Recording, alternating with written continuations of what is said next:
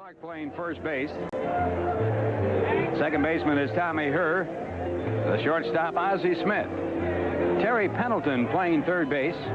Lonnie Smith in left field. Vince Coleman in center field. And Andy Van Slyke in right. The catcher is Mike Lavalier. And on the mound, John Tudor. Tudor with a record of 0-1 this year. Last year, he was 12-11 for the Pittsburgh Pirates. And the lineup for the Mets, Mookie Wilson leading off. Kelvin Chapman will bat second, followed by Keith Hernandez. Gary Carter batting fourth. Darryl Strawberry will hit fifth, followed by Foster, Knight, Santana, and Calvin Schiraldi. And the first pitch of the ball game to Mookie Wilson. And it's strike one. Mookie hitting .298 for the season. No home runs, 1 RBI. Mookie a switch hitter. And the pitch back, a breaking ball in the dirt, and the count 1 ball and 1 strike. John Tudor with a record of 1-1 lifetime against the Mets. Started his career with the Red Sox, was 39-32. Moved on to the Pittsburgh Pirates, where he had a record of 12-11. And now with the St. Louis Cardinals. And the count, 2 balls and 1 strike. One thing you'll see from John Tudor tonight, you'll see him work both sides of the plate. He loves to pitch inside to right-handers, and you can certainly do that in this ballpark. And the fastball is missed. Big ballpark. It's 330 down the lines. 383 in left center and right center, and 414 in straightaway center field.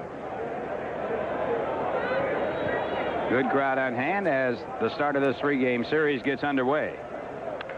And Mookie hits it in the air to right center field. Over there is Andy Van Slyke, and the first out of the ball game. This copyrighted telecast is presented by authority of the New York Mets and WWOR-TV, and is intended solely for the private non-commercial use of audiences. Any publication, reproduction, retransmission, or other use of the pictures, descriptions, and accounts of this game without the express written consent of the New York Mets and WWOR-TV is prohibited. And now it's Kevin Chapman, the batter. Chapman hit him .158 for the year. He's had 3 hits and 19 times up. He has driven in 2 runs, and there's ball 1. Chapman last year batted .289 for the Mets with 3 home runs and 23 RBIs.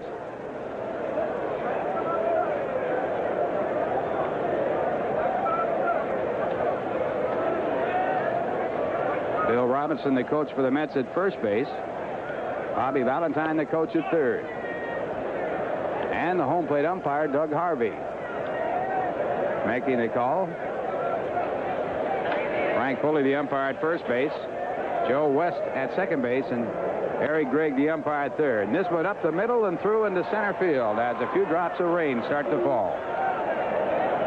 So Chapman gets his 4th hit of the year. The Mets have the first base runner. And the batter coming up is Keith Hernandez. He's still a favorite here. He was traded to the Mets. Batting .326 this year with no home runs and 10 runs batted in. Traded in that much heralded trade back on June 15th, 1983 for Rick Ownby and Neil Allen. Neil Allen now the stopper in the Cards bullpen, and Rick Ownby on the disabled list, but on the big league roster. And the first pitch, a called strike. Hernandez has had a run batted in each of his last 6 games as the rain comes down. He's hit .311 last year with 15 home runs, 94 runs batted in. And it's hit out to center field. Vince Coleman, playing in his first game against the Mets, makes the catch, and 2 men away. That's one of the big reasons that a left-hander like John Tudor does not throw exceptionally hard. Has got to love a ballpark like this. Now, you compare this 2 years ago to where he was pitching up in Boston with that green monster staring at him, especially a left-hander where he gave up 32 home runs, 20 at Fenway. Kind of the antithesis of that here in St. Louis. This is a much better pitcher's ballpark for sure, and now the batter will be Gary Carter. Carter hitting .325. He has 3 home runs. They've all won ball games, and he has driven in 5. And it's ball 1. Carter had a great series against the Phillies, 5 for 11.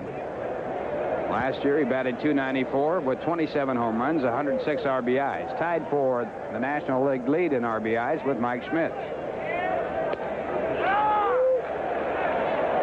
And the pitch is in there in the count, 1 ball, 1 strike. Cardinals are playing Carter as a pull hitter. They have moved the second baseman Tommy Herr over on the shortstop side of second base.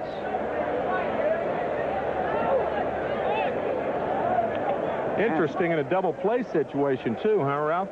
Ball hit to third base. Oh, I beg your pardon, it's 2 out. Well, there would be a double play situation if there were less than 2 out, right? It would. I doubt it they'd set up this way with a double play, although they did put the shift on against some right-hand batters, even though a double play might be in order. I had the greatest explanation. The only problem was there are 2 outs, right? We'll wait for another time to use it. I know you'll be hanging on me every word. 1-1 the count to Carter, and he pops it in the shallow right center field. Coming over is Andy Van Slyke. It drops in. Coming around to score is Kevin Chapman. Here's the play at the plate, and the ball gets away from the catcher, and the Mets take the lead 1-0 on the miscue in the outfield. Excellent play by Bobby Valentine, the third base coach of the Mets, sending Chapman with 2 out. Chapman, a good base runner.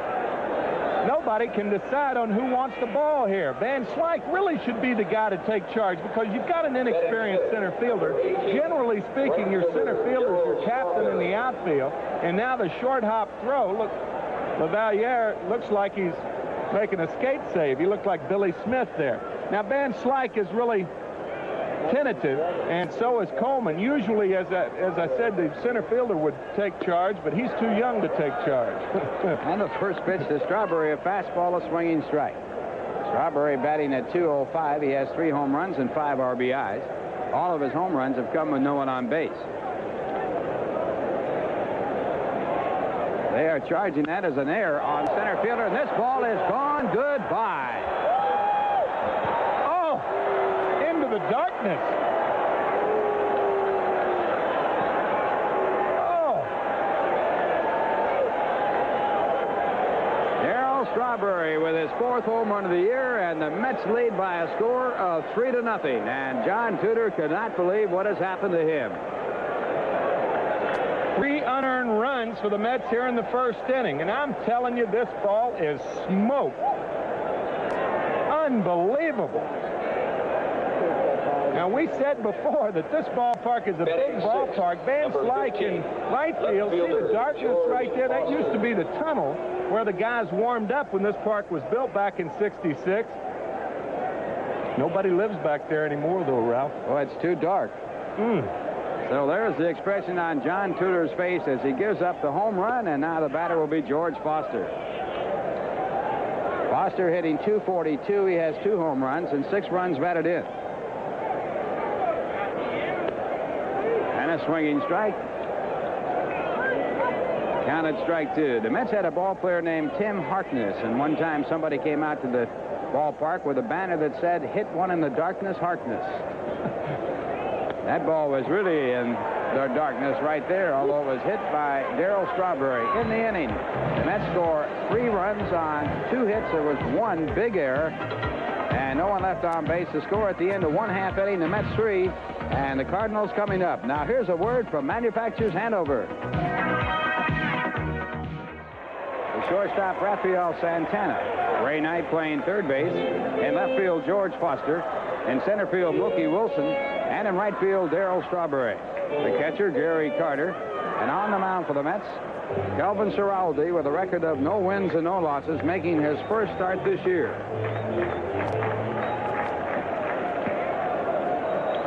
So Schiraldi, who has pitched 19 innings in the major leagues, having given up 20 hits, 11 earned runs, walking 10 and striking out 16, starts off here with his first pitch, and it's in for a called strike. The batter is Vince Coleman, and Coleman just brought up from Louisville, hitting .467. He had 7 hits and 15 times up against the Pittsburgh Pirates. He also picked up 5 stolen bases, and he fouls off the pitch. Coleman last year hit .257 playing at Louisville. He had 101 stolen bases, an American Association record, had 4 home runs, 48 RBIs, and one time in the minor leagues he stole 145 bases and missed 31 games of the season. So you get an idea about his speed. Fastball. He fights it off. The count, strike two. He also struck out 112 times last year. And certainly the Cardinals do not want that from a contact hitter. Calvin Schiraldi handling him perfectly so far, getting ahead 0-2. You can't steal first. And it's grounded down to third. It's a foul ball. Fielded by Hal Lanier, former Cardinals shortstop. You know, a guy like this, though, cannot drive the ball, I wouldn't think. George Foster in left field, probably playing a little deep for Vince Coleman, as is Mookie in center. Can't have that much power. And again, it's fouled off. A guy like this hits a ball over your head to the opposite field, hitting left-handed, of course, to left field or right-handed to right field. You just got to give it to him. Because if this guy gets on first base, I mean, his speed's going to be the extra base hit, so why worry about an extra base hit? And it's hit on the ground down to Hernandez, who fights it off, throws to Schiraldi. He gets there first. Hernandez wisely tossing off to his pitcher, as he could not have beaten Coleman to first base. And a good play by Calvin Schiraldi, because he didn't take for granted the fact that Hernandez will come up with the ball. He kept coming toward first base and just nips Vince Coleman. Good play both sides. Good recovery by Hernandez and nice hustling by Calvin Schiraldi. Joaquin Andahar, who is going to pitch in Wednesday's game against Dwight Gooden, said that the Cardinals have 7 leadoff batters and 1 hitter. And that's what you do when you face the Cardinals. They can all run, and Lonnie Smith fouls off a fastball. Last year, they led the National League in stolen bases with 220. They are on a faster pace this year. The one hitter Jack Clark was talking about is obviously Ozzie Smith, right? The one-strike pitch. Ozzie did have a home run earlier this year. Right after he signed that $2 million contract. Same day. Now, obviously, I was kidding about that. Jack Clark was the one hitter. Certainly the power hitter. The one guy in this lineup you do not want to beat you. Again, it's down to Hernandez, and again, Keith comes up with it. This time, he takes the play himself. And 2 men away. So Lonnie Smith, who is batting at .250, is out. Well, we saw Vince Coleman and Lonnie Smith. Tom Herr will bat third. Jack Clark, the first baseman, batting fourth. Andy Van Slyke, the right fielder, will hit fifth. Terry Pendleton, the third baseman, batting sixth. Catcher Mike Lavalier will bat seventh. Ozzie Smith, the shortstop, batting eighth. And John Tudor batting ninth. John Tudor, a good hitting pitcher, too. Tommy Herr hitting .342 with no home runs, 9 RBIs. And Schiraldi misses with a fastball. Herr last year had 4 home runs, batted .276.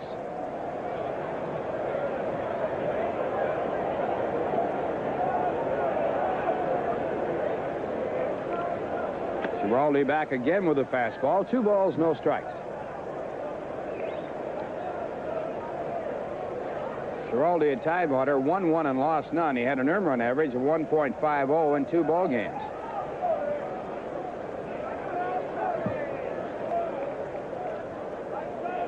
And a good fastball. Yeah, when you think about it, Calvin Schiraldi's really only in his second full year as a professional pitcher. He signed in a selective draft back in June of 1983 when the Mets lost Pete Falcone to free agency. Calvin Schiraldi was the 27th player selected overall. And the fastball just does miss. It's 3-1. Schiraldi led his University of Texas team to the championship of the NCAA.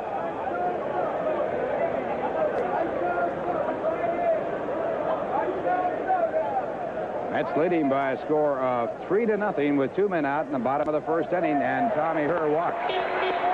Tommy Herr, good ball player on the first year of a new 4-year contract. He has been on base via a base hit or a walk for 12 straight ball games. All 12 games the Cardinals have played. So with Herr on first base, the batter will be Jack Clark, who's hit 2 home runs and driven an 8. He's batting .314. One of his home runs off to Dwight Gooden. Matter of fact, the only home run given up by the Mets staff until Saturday. Then the Phillies exploded for 5 home runs in 2 games, and obviously it's contagious as they continued hitting. Only game completed in the National League now. They beat the Expos today 9-1. And a slider for ball 1. Clark last year batted .320 for San Francisco with 11 home runs and 44 RBIs.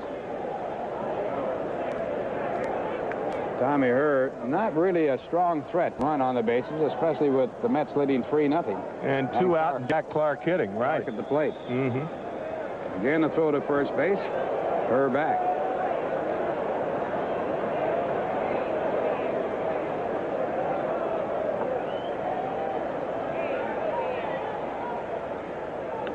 Again over to first base, and this is really unnecessary. Got to concentrate on that hitter. Second throw almost had Herr. It would be totally unnecessary for her to get picked off right now. Well, I'll say. No way. Herzog will go through the top of that dugout. Big swing and no contact. It's 1-1.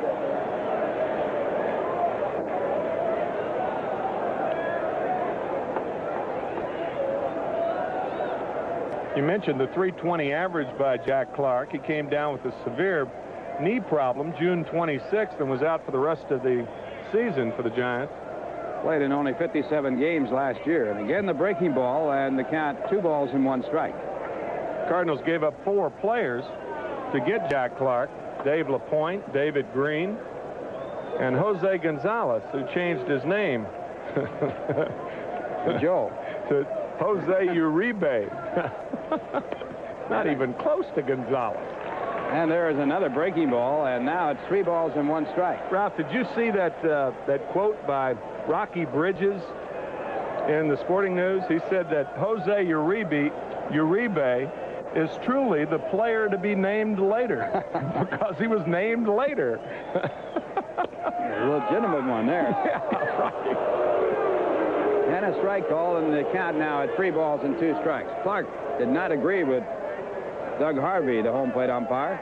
Clark has a lifetime batting average of .277. He's hit 165 home runs. 163 of those home runs at Candlestick. Tough park for a right-hand batter. 3-2. The runner will be going with a pitch, and it's hit on the ground to the shortstop, Santana. Raphael over to first base, and the Cardinals are out. No runs, no hits, a walk, 1 left. The score at the end of 1. The Mets 3 and the Cardinals nothing. Now here's a word from the good old guys. News coverage. Tune in to News 9 Primetime this Tuesday through Thursday. Tom Dunn takes a look at electronic mania, the gadget craze that's taken America by storm. From the newest VCRs to the latest electronic games, Tom Dunn looks at it all. Don't miss the special News 9 Primetime report starting tomorrow night at 8 right here on Channel 9. And right here in Busch Stadium, it's Ray Knight to lead off. His wife picked up a check for about $7,000 playing in the golf tournament. Nancy Lopez. That tournament played in Las Vegas. That was on Sunday. Ray Knight batted .237. There you see Nancy back in the ballpark right here on Monday. She must like St. Louis. We met her here in St. Louis last year. That's right. Very nice lady.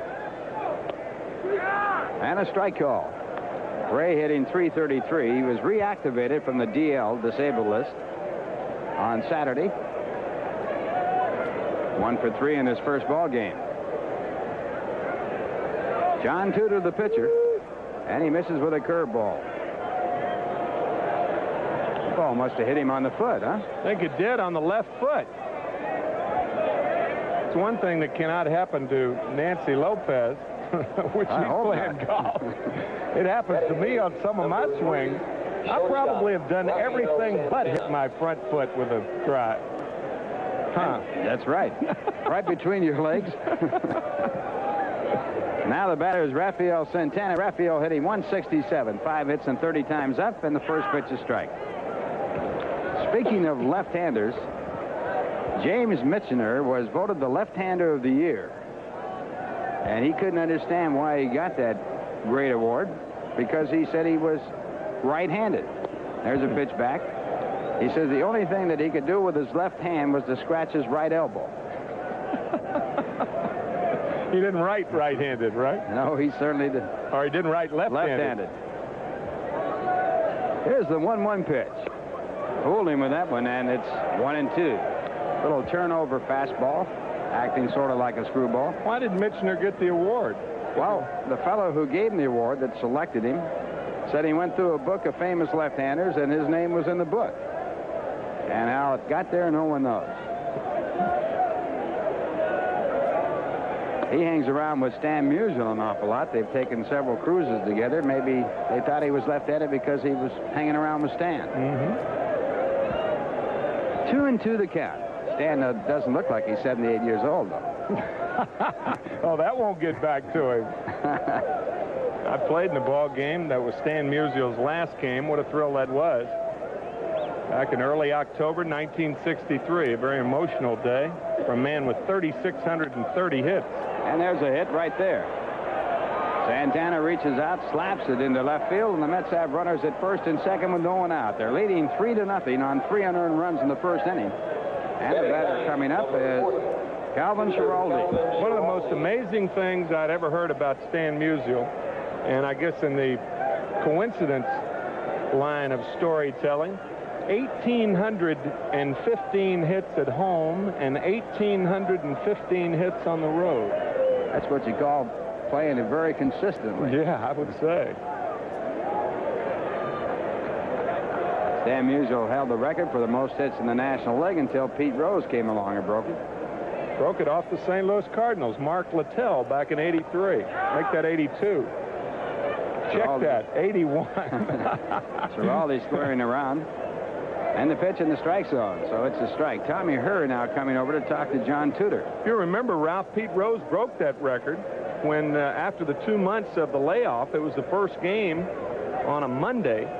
Bob Force started that game. The Cardinals won, but Pete Rose broke it off Mark Littell in Philadelphia. And again, Schiraldi squares the bunt and takes the pitch for a strike.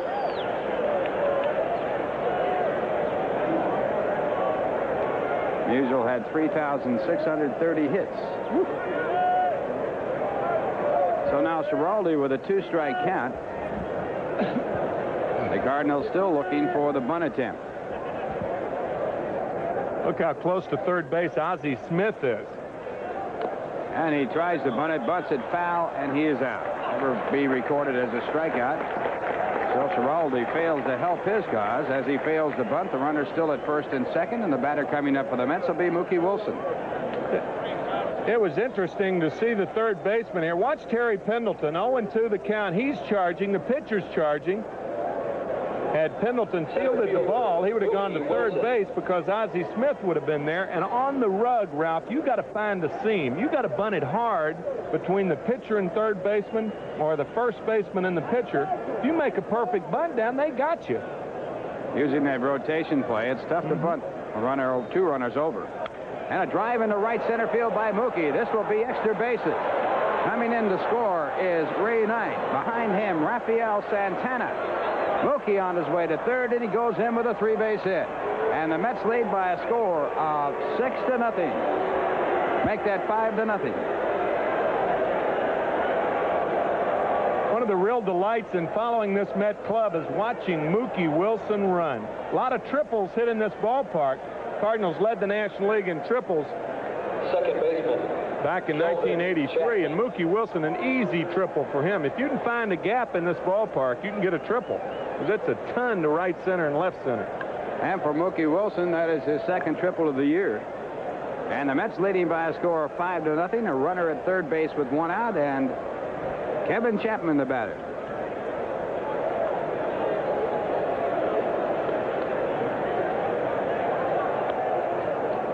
And the first pitch is ball 1. Chapman singled to center field his first time up and scored the first run of the game.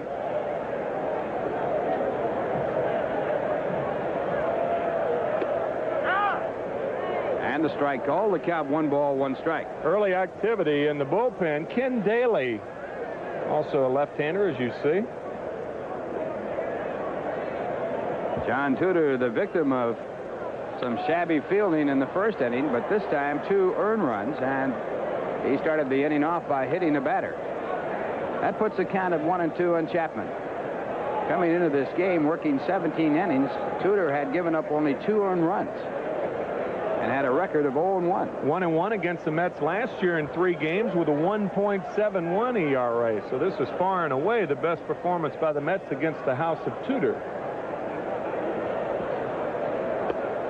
And a strikeout, a big one. Runner at third base now with 2 men out, and the batter will be Keith Hernandez. What was Kelvin doing on this swing? He was really indecisive. It looked like he was trying to go to right field, protecting away, which is sound. But Tudor evidently turned that ball over. That was a funky-looking pitch. He had Chapman way out front. Tudor's 3rd strikeout, and now Hernandez stepping up. Keith flied out to center field his first time up.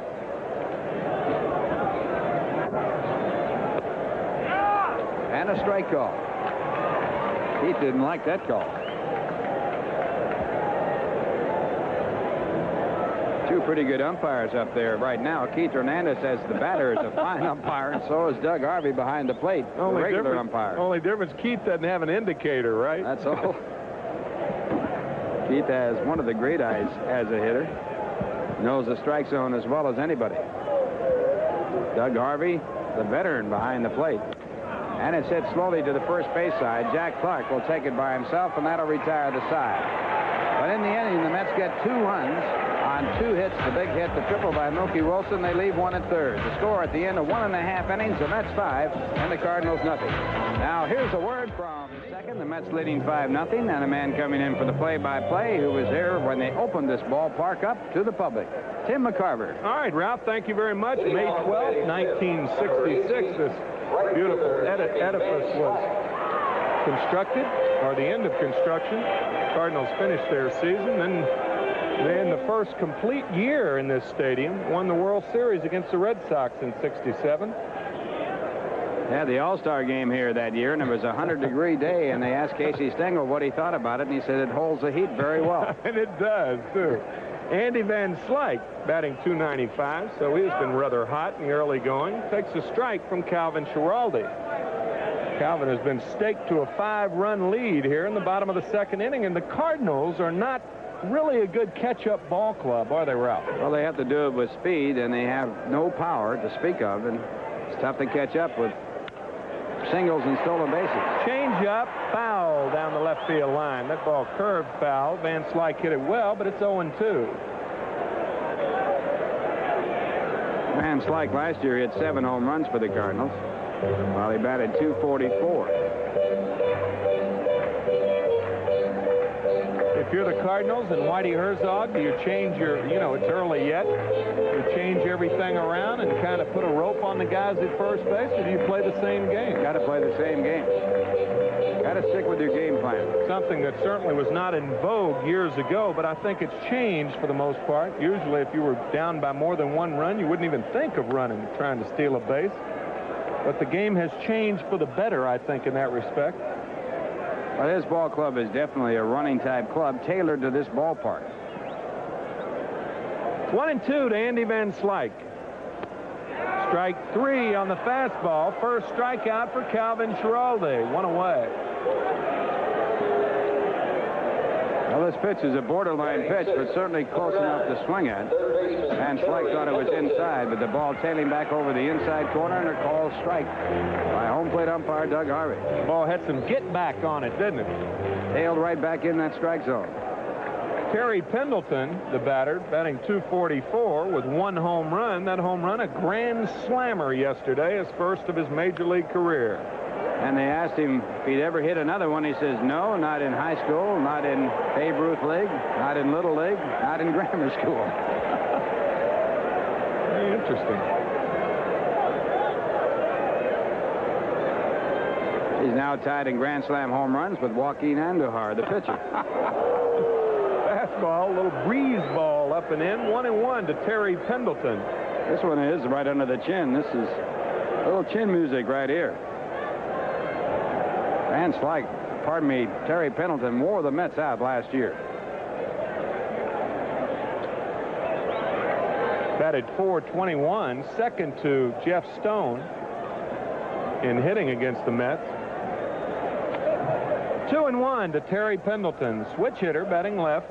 Cardinals have 4 switch hitters in their lineup. Terry fouls this one away, so the count is even at 2.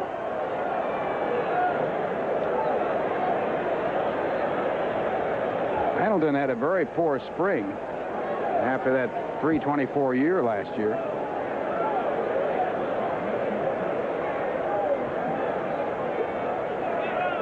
Breaking ball fouled away. That was not a good breaking ball. No, it wasn't. That was a hanger. He had a good ripple at that one. Take a look at this. It's right up there around the letters, and this is a ball you could really hit hard. Nothing easier to hit than a high-hanging curveball. Ball chopped towards second. Calvin Chapman will have to hurry, and does. Nice play. Chapman, 2 out. Well, you watch Chapman make the throw, and he does it all the time, and you wonder how he gets it there in time. Number 10. But he did, and he has. Right here as he comes over, tough throwing position. And he gets it there in time. And also a good play by Chapman, cheating towards second with 2 strikes. Pendleton, not a pull hitter to begin with, is less inclined to pull with 2 strikes, and Chapman had him played perfectly. Here's Mike LaValliere, the catcher, and he takes a strike from Calvin Schiraldi. Mike was released by the Phillies and picked up by the minor league club, Louisville, and now here he is in the major leagues. 1-1 to Mike LaValliere. Darrell Porter's on the DL list with a broken toe. Fastball misses, 2-1. Interesting story also about LaValliere, that the Cardinals had made a deal for him last winter. And then they found out they were going to deal him to the Phillies. The Phillies found out that he had knee surgery. The Cardinals canceled the trade. And then he signed with the Cardinals as a free agent. But he pops up to Rafael Santana as the Cards go 1-2-3 in the second. And the Mets have a comfortable 5-0 lead after 2. Now here's a word from Budweiser. The St. Louis Cardinals tomorrow night at 8:30 New York time, right after News 9 prime time at 8 o'clock. Watch them shine right here on Channel 9. And the Mets are shining tonight. A 5-run lead, a 2-run homer by Darryl Strawberry in the first inning after an error by center fielder Vince Coleman, and then a 2 RBI triple for Mookie Wilson in the second. 5-0 Mets. Gary Carter the batter. And Gary hit the ball. That was flubbed in center field by Vince Coleman. He and Andy Van Slyke, the right fielder, couldn't get together, and Carter was on an error. Popped up in the infield. Ozzie Smith under it. 1 pitch, 1 out here in the third inning.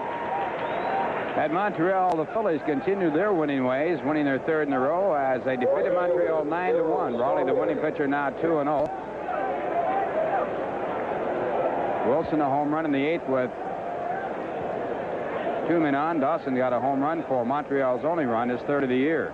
At the end of 6 1/2, Chicago won, Pittsburgh won. Ruthven against McWilliams.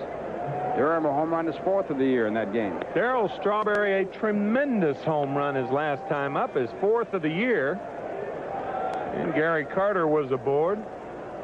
Into the darkness in right center field. 2-0 to Strawberry.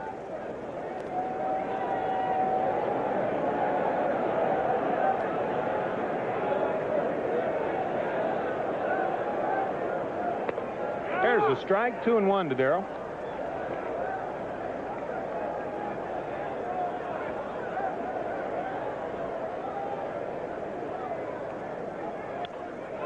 Tap toward first. Jack Clark, indecisive, goes to Tudor, 2 away. We mentioned Strawberry's home run in the first inning, and he hits it to that Spelunker's hideaway in right center field. It does look like a cave out there, doesn't it? Into the darkness. And back in 1966, Ralph, I called a pitch from Alvin Jackson, the ex-Met. And Willie McCovey turned around and said, "Tim, I'll handle this one." And he hit the hardest ball I've ever seen hit. It hit that facade right there next to the Redbird. Hardest hit ball I had ever seen as George Foster takes the ball, 1-0. He told me the ball bounced right back into the Shallow part of right field. Shallow part, and that's a long way behind there. It's about 50 or 60 yards behind the fence. Feet, right, not yards. It's a half a football field. Huh? 1-1 to George Foster. There's an idea of how high it was, right to the right of the Redbird, and it's 383, but he hit it so high and so hard. Of course, Stretch could hit him high and hard, couldn't he? 521 home runs in his career. Amazing hitter. I asked him about it some 10 years later, and that inimitable speaking voice of his, he said, "Tim, I think that was the hardest hit ball I hit." Gentle Giant, number 44, the Giants. 3-1 to George Foster, who originally signed with the Giants. One of the great trades of all time, huh? Frank Duffy. Little shortstop, Frank Duffy, and a pitcher that shall be nameless because I've forgotten his name. When did Vern Gishert? That's close. Geischert? That's even closer.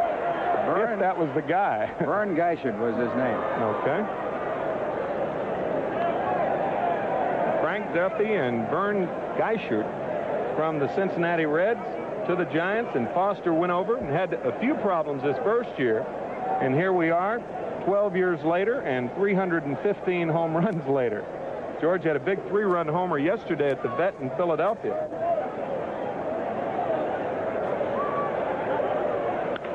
This ball is out of here. Another rocket. George Foster doesn't even give you a chance to work on your home run call, does he? That ball was a shot, and Tudor being bombed here in this ball game tonight. After pitching 2 strong games, giving up only 2 earned runs. Man.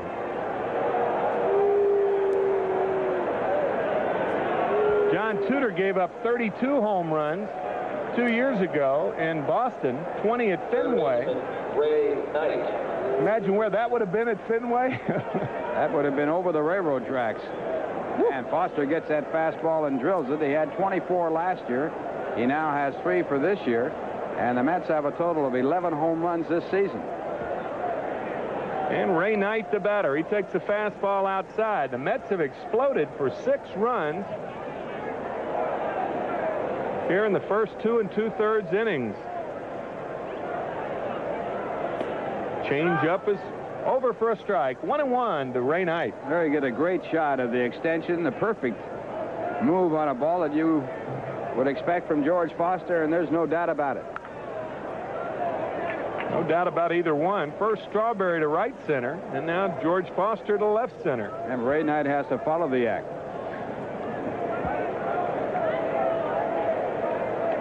Ray had 5 home runs last year. He batted .280 as a New York Met, .237 overall.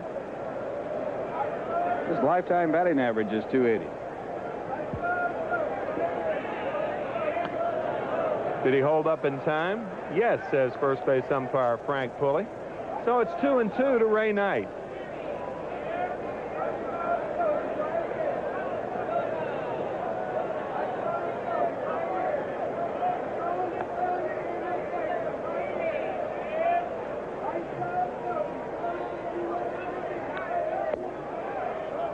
And Ray fouls it back. Still 2-2. And Houston, no score after 2.5. Cincinnati there. Tibbs on the mound for the Reds against Mike Scott for Houston. Atlanta later on against San Diego. The Dodgers later on against San Francisco.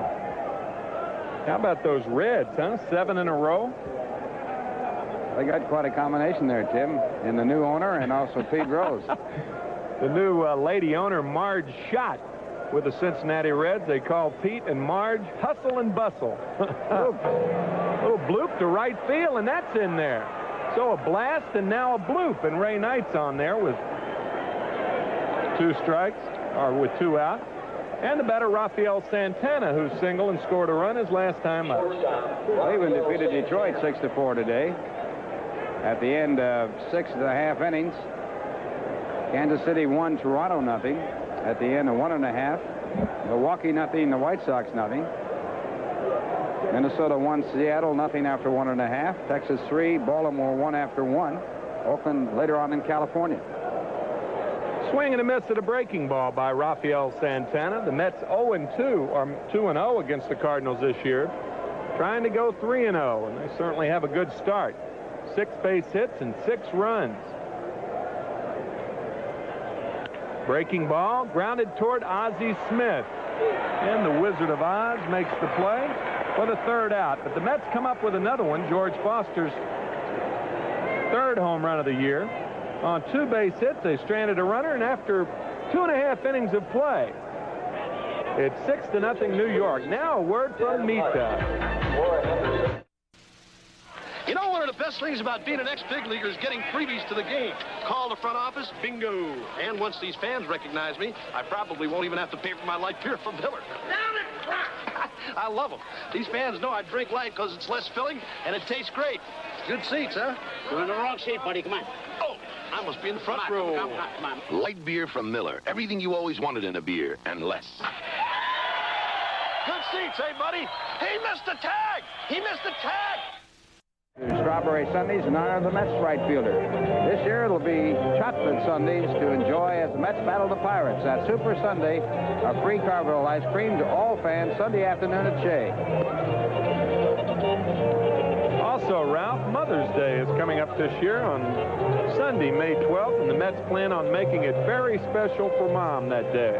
The Mets and Phillies meet at 1:35 on Mother's Day, and all ladies 16 and over who come to the game will receive a beautiful cosmetic bag, courtesy of the Mets and Girmac. As an added bonus that day, a pair of Girmac products, a shampoo and conditioner, will be included in the bag.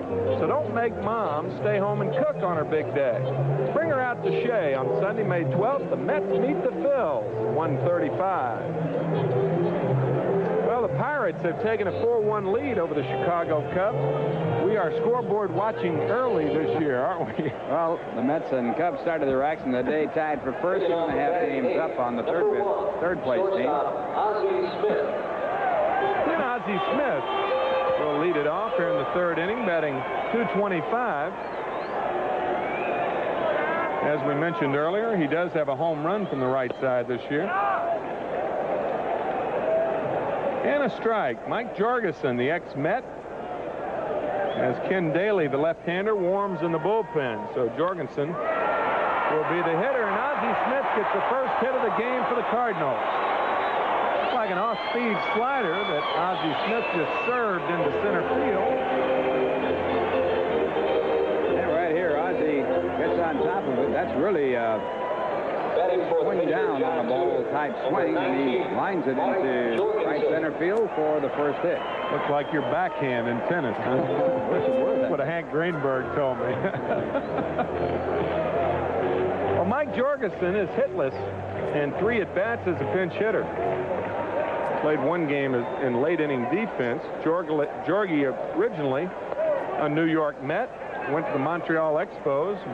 Ken Singleton, Tim Foley trade for Rusty Staub originally, didn't he? He was signed by the Mets, right. That's the right trade. Went to Francis Lewis High School, graduated there, also attended St. John's. And a base hit to right field by Mike Jorgensen. Ozzie Smith wheeling around second base. That's what he did, a wheelie around there. Oh, he has got great feet control.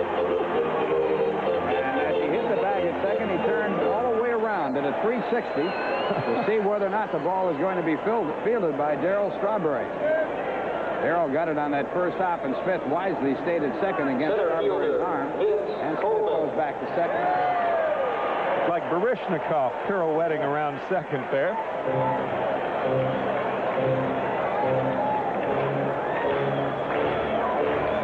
Vince Coleman hitting to the tune of 438. He is 7 for 16 since being recalled from Louisville. Tito Landrum, by the way, on the DL, as is Darryl Porter. Ralph mentioned Darryl earlier. Landrum has pulled abdominal muscles, so they gave Vince Coleman a chance to play. Tito Landrum hoping it's not another Wally Pipp job, right? Wally Pipp came up with a headache and was replaced by Lou Gehrig, and that was it. 2,130 games later. Wally was out of the game, obviously.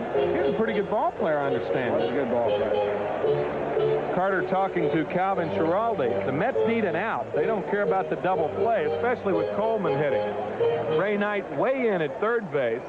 Santana over in the hole, and Chapman cheating at second. Dave Johnson, the manager of the Mets, contemplating the situation. Fastball is a strike to Vince Coleman. Coleman got a tryout with the Washington Redskins as a wide receiver. He didn't sign with them. He wanted to be their kicker. And he said if he had been signed as a kicker, he wouldn't have played baseball. His cousin Greg plays for the Minnesota Vikings. He can fly. Tap towards short. No chance for two. And Chapman prudently held on to the ball. Jorgensen flying into second base to do his job. So Vince Coleman's on there. And we might have a chance to see him run here, even though the Cards are down by 6. Santana going to second base. Chapman should have gotten out of there. He had no chance for the double play, and he stayed in there a little too long. Could have been hurt. Slide in by Jorgie, a fair slide. That's one of those plays, Ralph, where you just stretch as a second baseman, try to field the ball, and take one out. And maybe look at third for a play. That's right. Lonnie Smith, the batter. He grounded to first base his first time up. Coleman broke at first base. I had my there he goes on, but he didn't. Well, he gave you a good fake. There's no doubt about that. That ought to be illegal. Here I'm trying to earn a living. Watch this. He looks like he's going to go. He's got a big lead, and then he puts on the brakes. 1 foot on the artificial surface. 0-1 to Lonnie Smith. Another fake break, and Smith hits it to right center, and that's going to score 2. Into the gap. Coleman's going to score easily behind Ozzie Smith, and it's now a 6-2 ball game. Smith on third base. 1 away.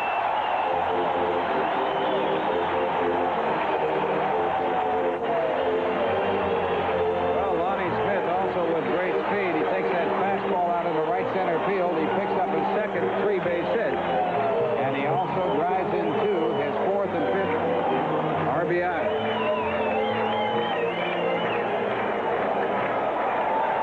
Well, that narrows the gap somewhat.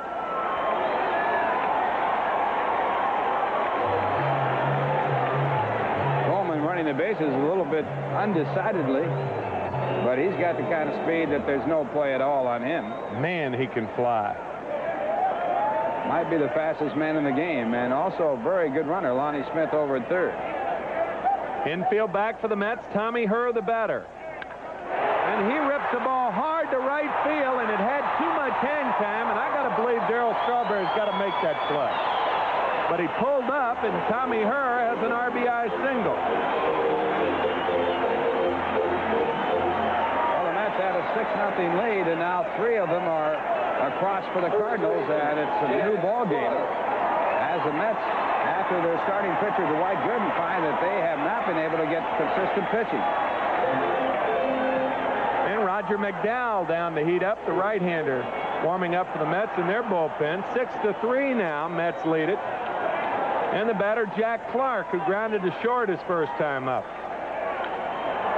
Gets under this one and lifts it to left field. Foster in, Santana back, waving off George. 2 out. Not trying to be overly critical of Darryl Strawberry, but he has been playing a tentative right field. Mike Schmidt got a base hit with a score of 6-6 yesterday as we look at Roger McDowell. One of the problems, as you know, Tim, when you switch from grass to the artificial turf, you get to be a little cautious. You don't want that ball to go bouncing by you. You just don't have the same approach to fielding the ball when you're on artificial turf as you do on grass. Okay, I'll buy that. Andy Van Slyke, the batter. He took a call third strike his first time up. Throw to first base. Tommy Herr back.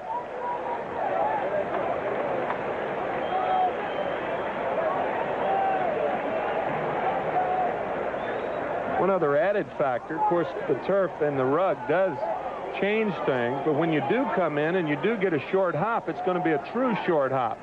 for the most part. You can smother a lot of balls like that. And a breaking ball high to Andy Van Slyke, 1-0. That's very true. You don't get those bad hops in this stuff.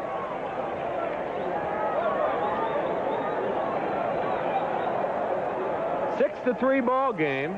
Cardinals exploding with 4 runs, or 4 base hits and 3 runs here in the bottom of the 3rd inning. Change up is high and outside. 2-0 to Andy Van Slyke.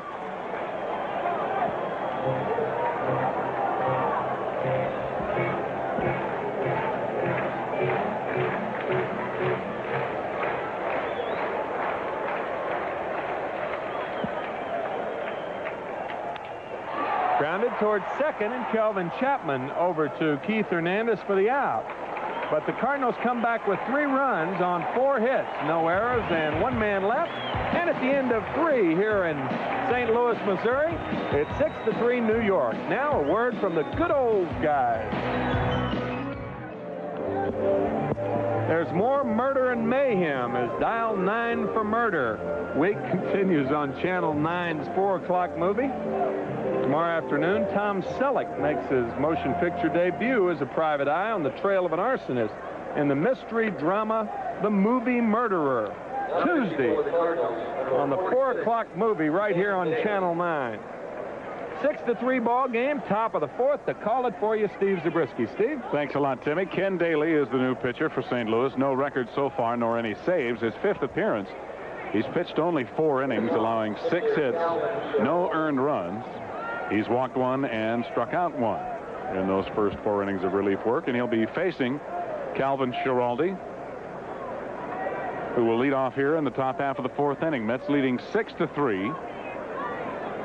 Schiraldi struck out trying to bunt with 2 strikes his first time up. Nubs 1 foul for strike 1. The Mets got 3 in the first, 2 in the second, and 1 in the third for their 6 on 6 hits. The Cardinals with 3 runs in the bottom of the 3rd on 4 hits. All those 4 hits coming in the bottom of the 3rd as well. And a strike called, 0-2.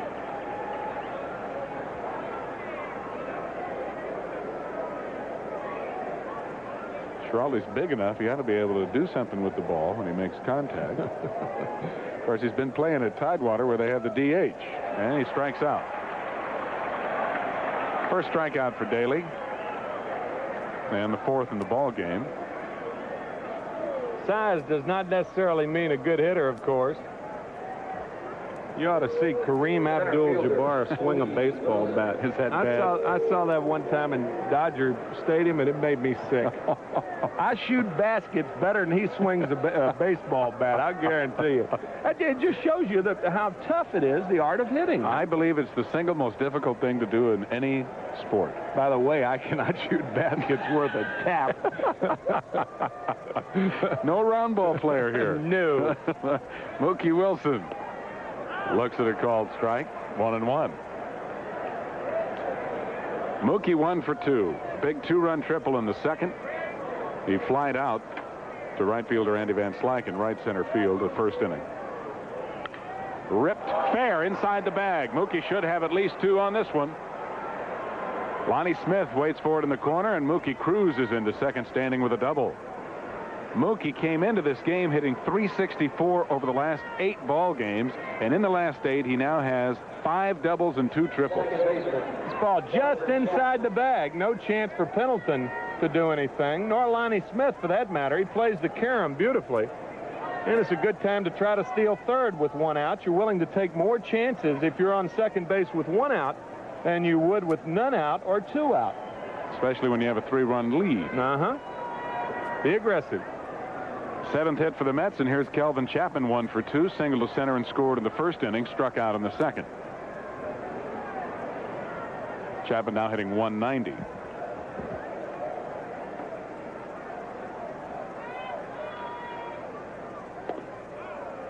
And a ball.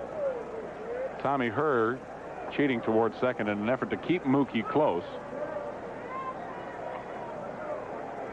And there you see the defensive alignment. And Tommy Herr already taking a couple of steps that way.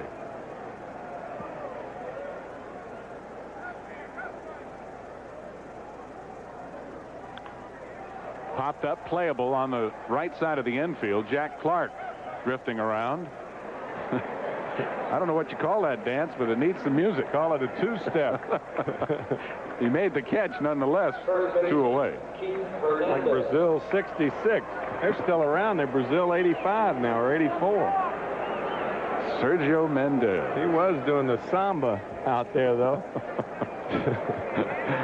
Keith Hernandez 0 for 2, fly deep to center and grounded to first. In the first series against the Cardinals, the first 2 games of the year at Shea, Hernandez was 6 for 10. And last year he really pounded the ball against the Cardinals. But you find that quite often. Doug Harvey went out to break up the little conference between Lavalier and Daly. Saying there's a little extra incentive when you're traded from a club and you're facing them again, and you're exactly right. Especially when there are not a lot of warm feelings involved, and Keith and Whitey Herzog not necessarily on the best of terms.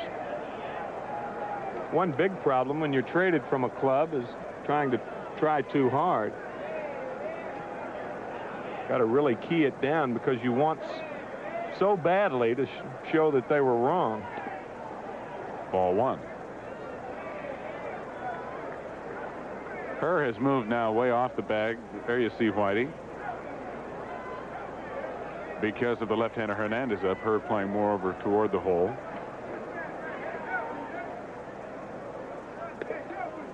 And ball 2 to Keith. Darrell Norman Herzog. You know whose middle name is Norman? A pitcher in the National League. Stephen Norman Carlton. It makes sense that you would know that. Yeah, right. Norman Carlton, though? No. Nah, that won't play. 2-1. Well, I'm glad I'm named Steve instead of Norman. Yeah. Well, he'd have been lefty a lot sooner had he carried Norman. Yeah, right out of the cradle. No, we're not ripping. We don't want letters from everybody named Norman now. Good neighbor down home named Norman. Right. A lot of friends named Norman.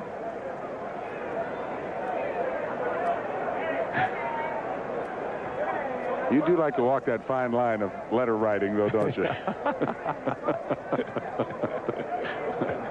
We get enough mail as it is. We don't need to ask for it. Yes, we do. And that's away, and it's 3-1. Mookie Wilson at second base, 2 out here in the 4th inning. And 3-1 the count to Keith Hernandez.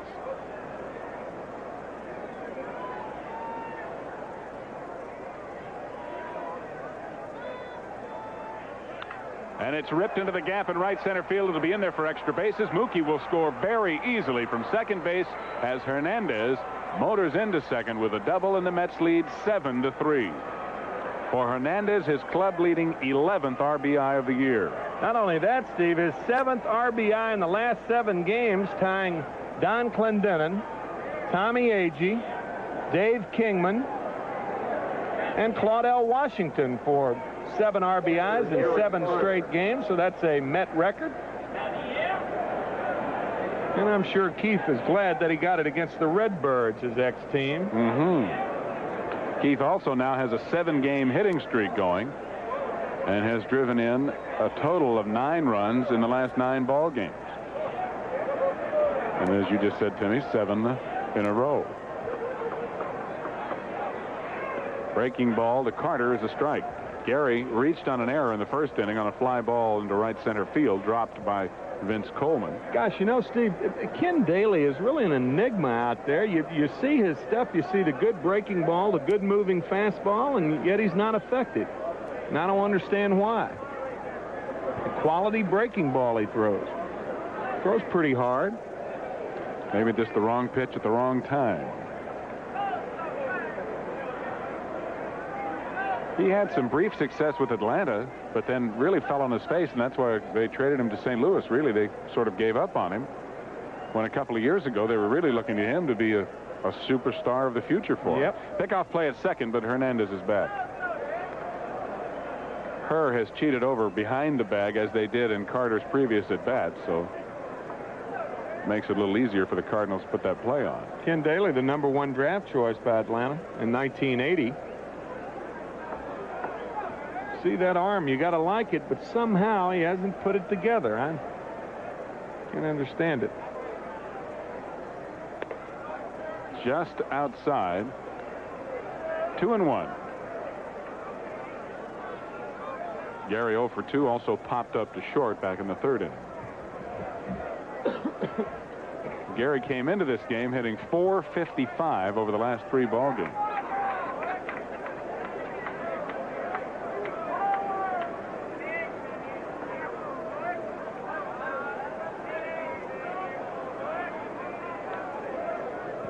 And they're going to put him on, apparently, with the count 2-1.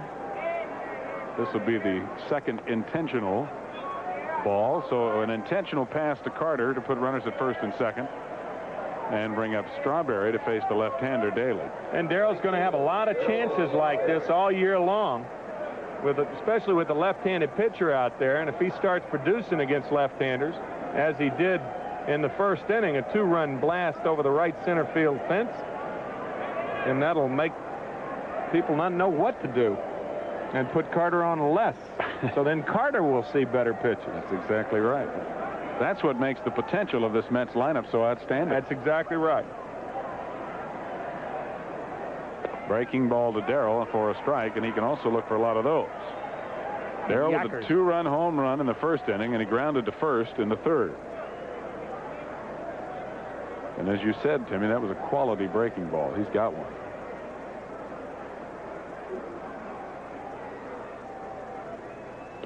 There it is again, but it's too far outside. 1-1.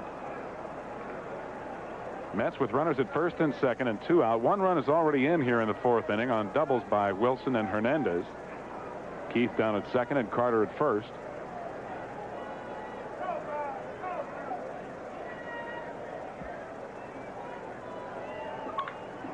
Fly ball to left field. Lonnie Smith has plenty of room. And ball is carrying, boy, and Smith goes all the way back to the warning track. That ball got a little help from the wind. It got up clear above the rim of the stadium. The Mets score 1 run on 2 hits and leave 2 on. And look at him backpedal. Lonnie Smith under it, and then he backs up all the way to the warning track.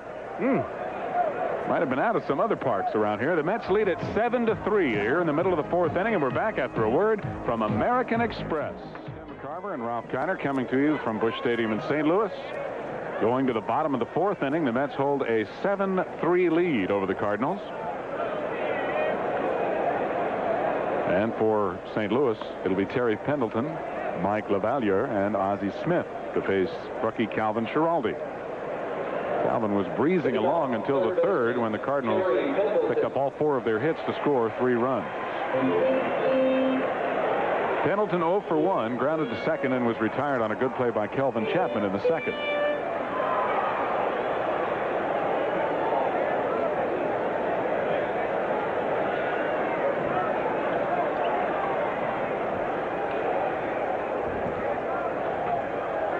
Down low for a ball. Pendleton hitting .239 on the year now. 1 home run and 7 RBIs. Fouled away, 1-1. Yet another left-hander warming up the Cardinals, Ricky Horton. So they can run those southpaws at you. Here's Rick.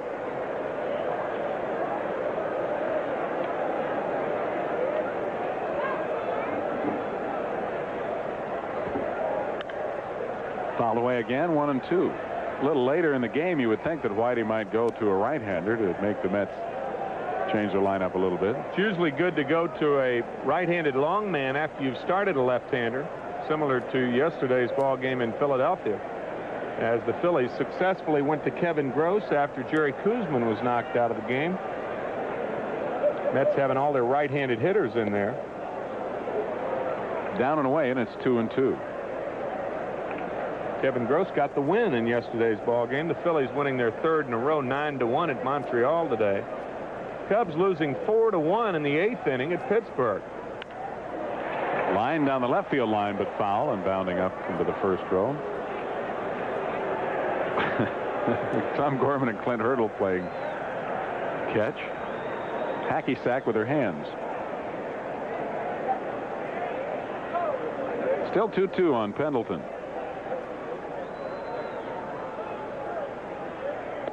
Now 3-2. Calvin Schiraldi's first career appearance against the Cardinals, looking for his first major league victory. Ground ball to short. Santana gobbles it up. 1 away.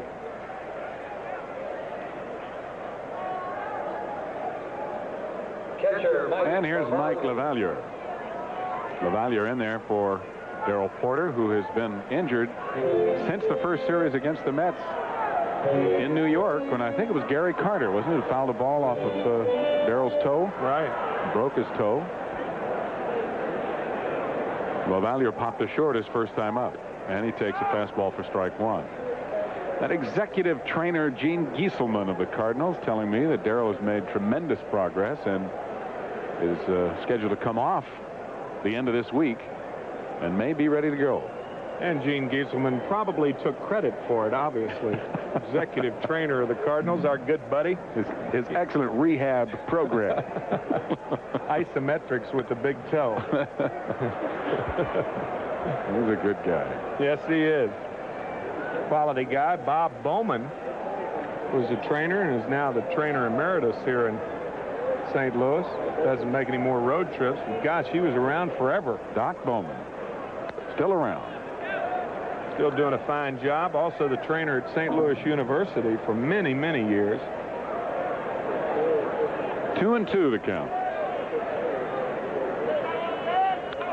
Popped up and playable on the left side. Ray Knight drifting toward the line, standing in fair territory, 2 away. There's a great story about Bob Bowman. About 20 years ago, they gave a memorial trophy away at the Sports Writers Center here in St. Louis, and Vernon Law received the award, and Bob Bowman was sitting down below the dais and at one of the tables, and Vernon Law starts to eulogize Bob Bowman, thinking that the memorial trophy meant that he was dead. Well, he's very much alive right down in front of him. He talked for 5 minutes about what a nice man Bob Bowman was. How embarrassing. Yeah. Ozzie Smith goes after some high heat, doesn't get it, and he's in the hole 0-2. After the banquet, the deacon from Pittsburgh was introduced to Bob Bowman, and obviously it was quite an embarrassing situation. Vernon is such a nice man, you know. Hate to see somebody crushed like that. Check swing foul out of play, still 0-2.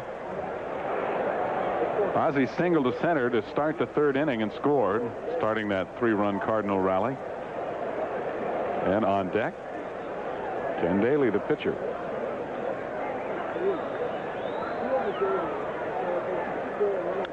Ground ball handled by Chapman. And a 1-2-3 inning here in the fourth for Calvin Schiraldi. The Mets still lead it 7-3 here after 4 completed. Bush. Now here's a word from Manufacturers Hanover.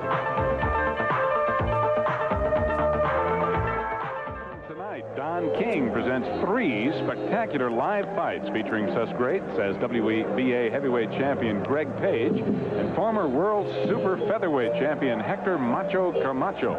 You'll also see a replay of the world heavyweight bout between Larry Holmes and David Bay, so don't miss Vindication Blockbuster in Buffalo. Next Monday night at 8 here on Channel 9. I bet Don thought that name up all by himself, too. I'm sure he did, being the promoter that he is. George Foster leading it off here in the 5th inning. A 7-3 New York lead, and George has accounted for one of those with his 3rd home run of the year. He takes a strike from Ken Daly. Foster struck out in the 1st inning and homered to left center in the 3rd.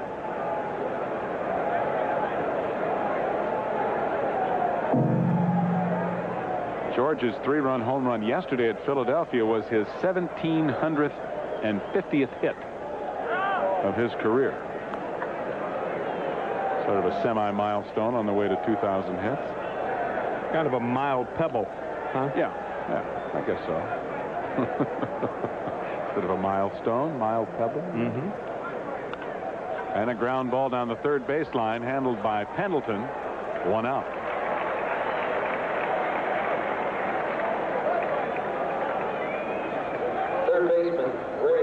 hits that cutout down at third, and that's probably the most disconcerting thing, especially to the corners, because the ball gets to the first and third baseman in a hurry, and that cutout, when it takes a different spin off the rug, into the dirt, back on the rug. So it would be disconcerting. Yes.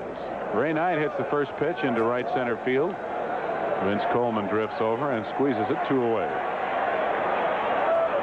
The thing that's unusual about the turf is, and the turf and the dirt combination, is that the ball actually can go from top spin to back spin in one hop. True, or dead spin. Yeah, top spin to like dead spin when it hits that dirt. That's a good point. And certainly true.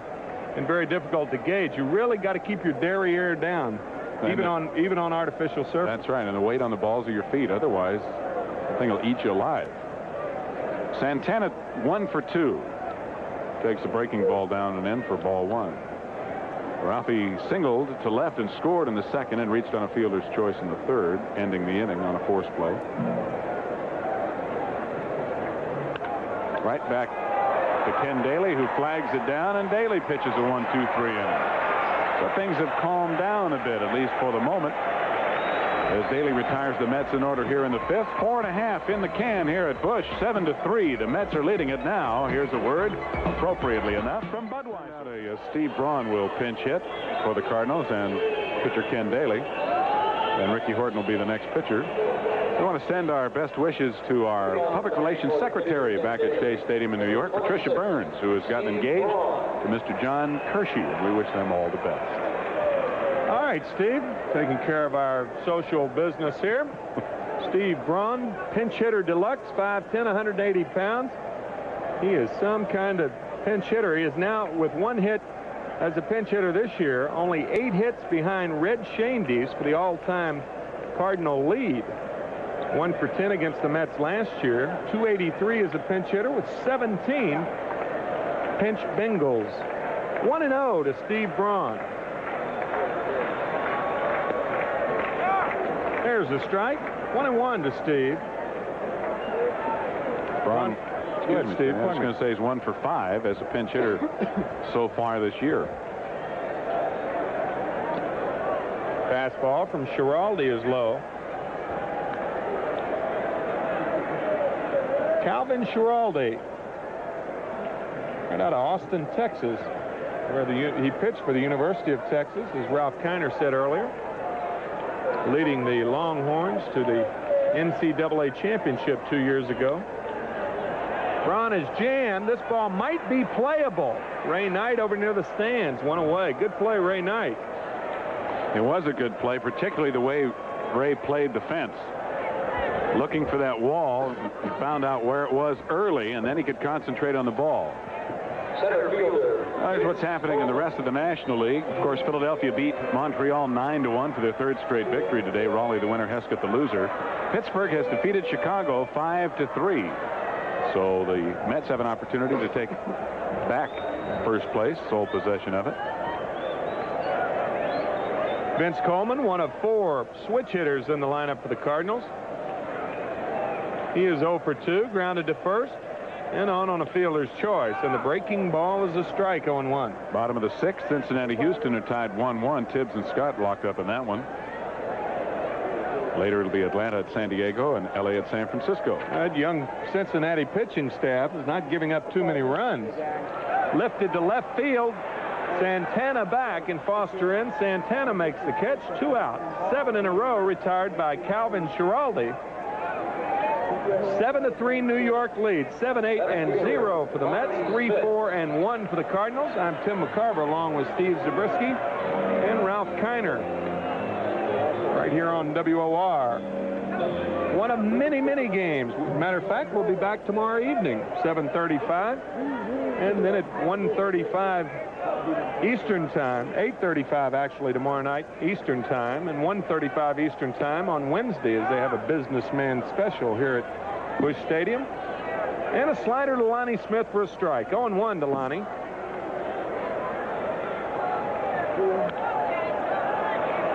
And 2. Smith is 1 for 2.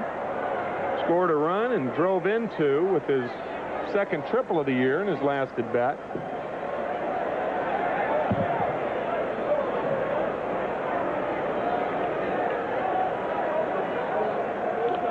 Almost hit him and did. So Schiraldi drove Smith off the plate, but he didn't want to drive him with a pitch that was that close. Coming inside and watch the ball just keep right on going. Looked like it hit him on the forearm. I think that's right. Matter of fact, it appeared to have hurt Gary Carter more than it did Lonnie Smith. Ball came down on the left knee of Gary Carter. Talk about spin. When it hits those shin guards, it goes through those guards. It comes off a bat or an arm like that. Especially that top flap there. It used to be that top flap wasn't there, That's right. Steve. Matter of fact, it was open, and there were only 3 hooks on the shin guards, but now there are 4 hooks, and that top flap is for a pitch like that. It does bend with the knee, which makes a lot of sense. You'd be catching standing up all the time. Yeah. Give tall targets that way. Here's Tommy Herr. Tommy 1 for 1. He has walked in single and driven in a run. Quick throw over there. Smith back in time. Catching is not a thankless job. Everybody appreciates it, but the pain that goes along with catching is thankless. Good bunt down the third base line, but it drifts foul. Well, what a start Tommy Herr is off to. He's been on base in all 12 games, as you mentioned earlier, Tim. He came into the game 5th in the National League in batting average at .342. Of course, Dale Murphy leading with that rather astronomical .439 so far. Herr now batting .359 after a walk and a single. I think the pain through which Tommy Herr has gone has been thankless also. Well, 3 operations on his knees over an 18-month period. He appears to be healthy now, and he and the Cardinals are both very happy. He's a fine player.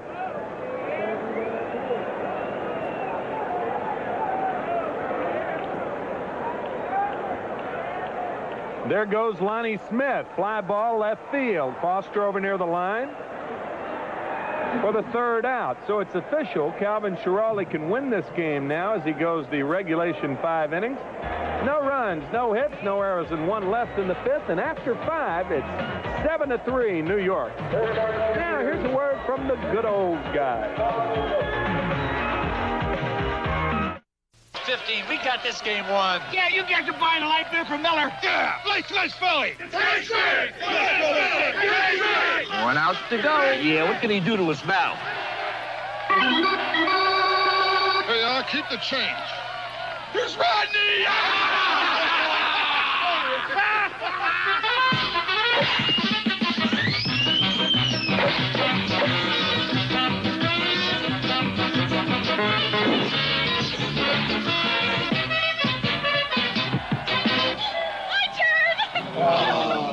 Any pinch hitters left? Here I am. Come on, Lee!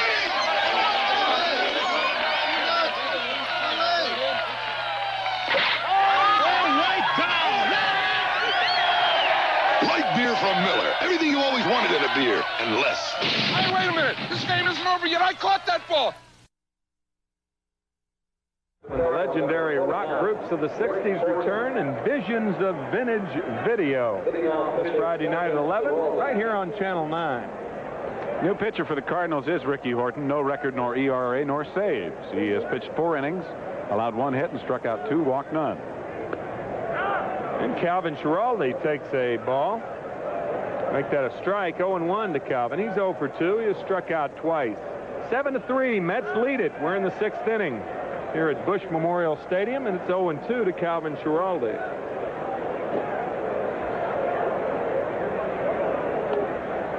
One and 2.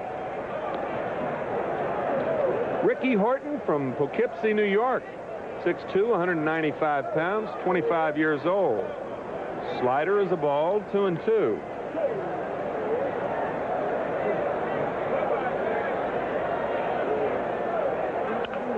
Line foul, just barely. Schiraldi hit it hard, about a foot foul down the right field line. Still 2-2.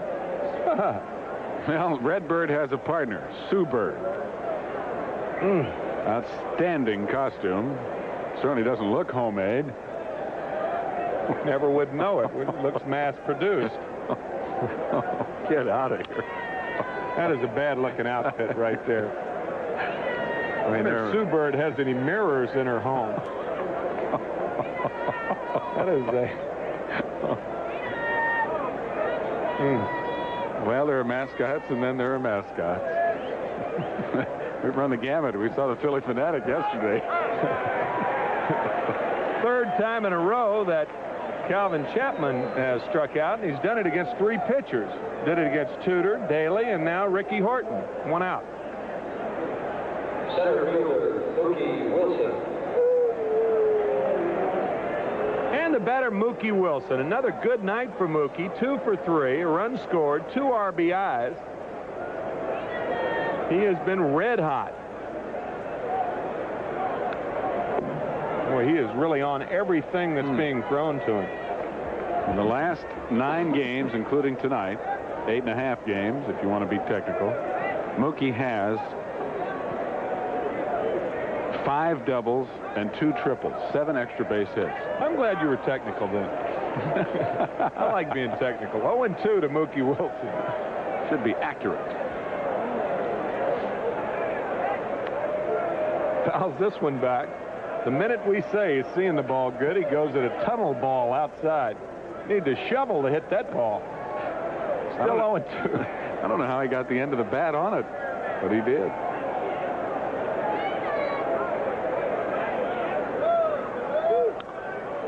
Fouls this one back. With 2 strikes on Mookie Wilson, if you're a pitcher in the National League, really have no reason throwing any ball close. Breaking balls in the dirt, high hard ones. Mookie is not a selective hitter. This one high. So it's 1-2 to Mookie Wilson. I will say this about Mookie. He appears to be more selective than he has been in the past.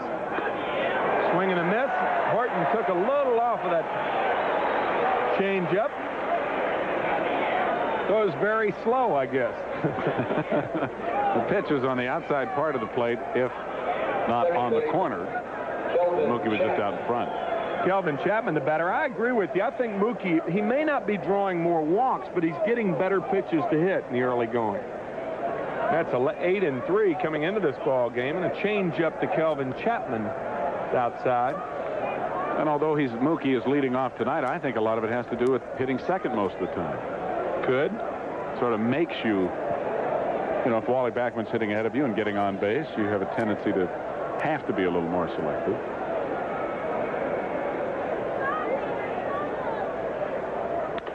Grounded towards short as we take a trip to the Wizard. And naturally, he throws out Calvin Chapman. No runs, no hits, no errors, and nobody left in the 6th. And after 5.5 here in St. Louis, it's 7-3 New York. Now a word from Bud Light. Scores for you. Cleveland won again. They beat Detroit 6-4. Kansas City shut out Toronto 2-0. Top of the 5th, a 1-1 tie. Milwaukee at Chicago. Minnesota leads Seattle 5-1. Top of the 6th inning. It's Texas 5, Baltimore 1, top of the 5th, and later Oakland will be at California. I assume that Cleveland score, Cleveland Indians beating the Tigers with Julio Franco in the lineup tonight. Well, I don't know. If he could find a telephone, I'm sure he probably called Pat and said, "I'm coming today." Jack Clark, the batter. Clark 0 for 2 on the evening. Mets lead 7-3. Slider for a strike. Julio Franco, the fine shortstop for the Indians, off to one of his best starts ever. Well, in the 3 years that he's been up, he's leading both leagues in hitting. That's ever, I suppose. Yeah. Ever shorter for some than others. Ever is how long it is. Right. 0-2. Jack Clark. Well, anyway, 2 days ago in New York, Julio Franco did not show up at the ballpark. And the reason he gave was that he was feeling a little under the weather in the friend's house at which he was staying. Slider, did he go too far? Check with first base umpire Frank Pulley. And he says no. Taking a look at it, the ball breaking down and away, and Clark sort of stuck his bat out there and then with some exceptional strength held it up.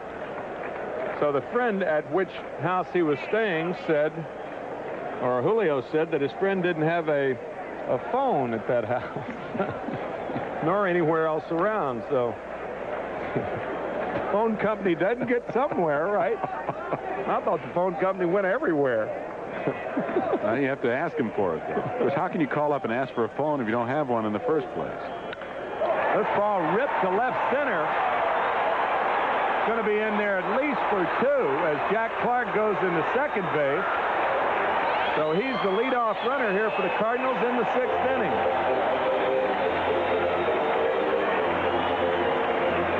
Clark picks up his first hit of the night. And that's the second extra base hit for the Cardinals. Lonnie Smith with a triple back in the 3rd inning, and it just gets on that rug, boy, and it'll run till it hits that blue wall in this ballpark. Clark should get a lot of doubles. He's the kind of hitter that hits the ball. Good field, no hit. That's her cheer right there. Small strike zone right there. High five. Make a good leadoff hitter. Eddie Goodell's got nothing on her. I assume that was a her. Here's Andy Van Slyke, who's 0 for 2. Cardinals now with 5 hits. The Mets with 8 hits. The Mets lead 7-3. Mets had a 3-run lead in the top of the 3rd inning yesterday in Philadelphia. The Phillies came back to win 10-6.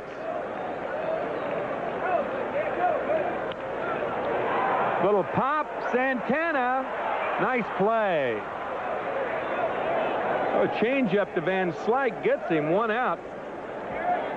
Clark remaining at second base, and the batter is Terry Pendleton. It's an indication of the way in which Schiraldi is pitching that so many balls in this game have been popped up. Not only hitting the air of the outfield, but quite a few infield pop-ups.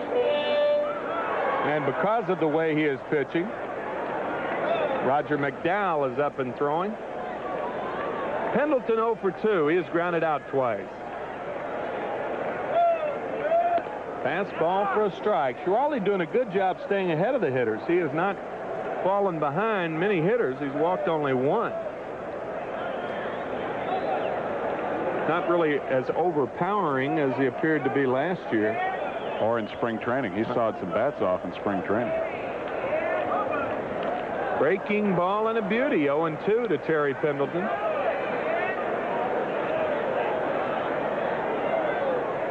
Fine young third baseman of the Cardinals as we look at Mel Stottlemyre on the right of your picture. Davy Johnson in the middle. Bill Robinson, the batting instructor, is now moved into the right of your screen. Davy Johnson in his cabinet. Fly ball center field. It's hit well. Wilson back. And Mookie makes the catch. He was playing Pendleton properly, playing him shallow. He makes the catch. Clark easily going to third base, but no harm done as there are now 2 outs. Catcher Mike. And the batter, Mike Lavaliere. Well, that's Death Valley out there where Pendleton hit the ball in this ballpark. Probably more so than any other park in the league. You hit that ball between the alleys, anywhere from right center to left center. You got to really put a charge into it. Only one man who ever played in this ballpark to which that was not Death Valley, and that's Dick Allen. Hit 34 home runs here, the most home runs ever hit in this ballpark. Hernandez spears a drive by Lavaliere. Good play, Keith Hernandez. Well, we've talked about it a lot, how first and third are reaction positions. This ball smoked. And Keith Hernandez, not only with good reactions, but excellent athletic ability, reacts and then has the athletic skill to go make the play. And the Mets are reacting well here at Busch in their first game this season as they lead 7-3 after 6. Now a word from Texaco. 7-3, the Mets are leading the Cardinals. Back in to call the play-by-play. Here's Hall of Famer Ralph Kiner. Dad, I got a message for you and Tim. The Norman Rockwell fan club has just called about the name Norman. And the first pitch to Keith Hernandez is taken for ball 1. There's Nancy Lopez Knight and daughter Ashley at the ball game here. Nancy just got here this afternoon from Las Vegas, where she competed in a golf tournament over the weekend. Picked up a tidy $7,000. Paid her airfare here at least. On the mound is Horton, and Horton pitching to Hernandez for the first time. Keith doubled in a run back in the 4th inning. He now has had at least one RBI in his last 7 ball games. Run him around, ball 4. Well, Channel 9 brings back a classic this Thursday. Gene Kelly, Debbie Reynolds, and Donald O'Connor sing and dance up a storm in the musical comedy Singing in the Rain. Thursday night at 9 on the $1 Million Movie. You know that Gene Kelly wanted to be a baseball player. His one ambition as he grew up was to be a baseball player. Well, he probably is a pretty good athlete because you got to be to dance like. You better believe he's a good athlete. So is O'Connor. Now it's Gary Cooper in there. Gary is 0 for 2, and they try the pickoff and throw it away. Hernandez going to second base and on to third. The throw by Jack Clark is offline. Hernandez they tagged him. He called him out. The Mets will argue this play. Eric Gregg called him out. And here comes Davy Johnson to join it. Davy, as much as anything, wants to keep Keith in the ball game, and he came out very quickly.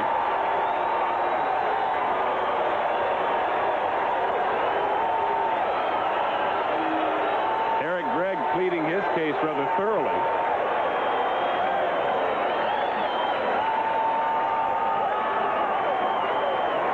Well, that's a big call by a big man, Eric Gregg. Here's a throw. Jack Clark can't get a glove on it. Hernandez breaks. It'll be a throwing error on Horton on this play, and then Clark fires it all the way across to Pendleton. And here it is. That isn't even close. Certainly doesn't look like he tagged him on that one. You see the ball get by Clark, who was leaning the other way, really. Keith takes a couple of peeks. A third one. Going hard. And goes down. Oh, my gosh. I'll tell you, I can't tell. And Eric Gregg, I'll tell you, is on the other side of the play. Remember that. Hernandez's body is between him and the ball. I can tell. He wasn't even close to him. And now the pitch to Gary Carter, and the ball hit out to center field. Vince Coleman puts it away, gets a hand from the fans. Back in the 1st inning, he allowed 3 unearned runs when he missed a fly ball in center. Now, look, he hadn't even come close to tagging him. Looks like he misses him completely.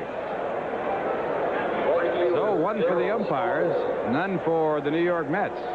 The error on Horton, incidentally, the 2nd error in the ball game against St. Louis. And now Darryl Strawberry, the batter. It was Darrell's 2-run home run after Coleman did not catch a fly ball in center field that gave the Mets a 3-0 lead. The Mets at one point led 6-0. Then it was 6-3. Now it's 7-3. Back to Strawberry. 1 ball, 1 strike. Darryl flied out to deep left field his last time up. Fouled that one. The count 1-2. Cardinals have used 3 left-handed pitchers in this game. The pitcher record on the losing side is John Tudor. In the middle was Daly, and now Horton. Daly charged with 1 run, the first run that they have scored off him this year, and that's strike 3. So in the inning, no runs, a walk, an error, and no one left on base. The score at the end of 6.5 innings, it's the Mets 7, the Cardinals 3. Now here's a word from Delta Airlines. Well, on Sunday afternoon, May 19th, the Mets meet the Giants at 1:35, and all fans who attend the game will receive a very special Mets cap courtesy of Baby Ruth and Butterfingers. This year, the Mets are trying something different, and we're sure you'll like it. Instead of receiving the blue cap worn by the team and given away to fans in past years, this year's cap is all white with Mets inscribed across the crown. The cap is made special for the day and can't be bought at Shea or any other sporting goods store. With summer right around the corner, why not come out and catch Mets baseball and pick up caps for the whole family? Tickets are selling very quickly for the event, and we know you won't want to miss it. That's Mets Cap Day, white caps for the first time ever, Sunday afternoon, May 19th. Thanks to our friends from Baby Ruth and Butterfingers. Tickets are on sale at Shea's advanced ticket window or through Ticketron or Teletron. Don't miss it. Don't miss it like Eric Gregg. Well, Sue Bird finally hooked up with Fred Bird, the Red Bird. And they will live happily ever after. Boy. Well, one thing you can say about that couple, they deserve each other. We're going now to the bottom of the 7th. The Mets leading by a score of 7-3, and Ozzie Smith will be the leadoff batter. Ozzie 1 for 2 with a run scored.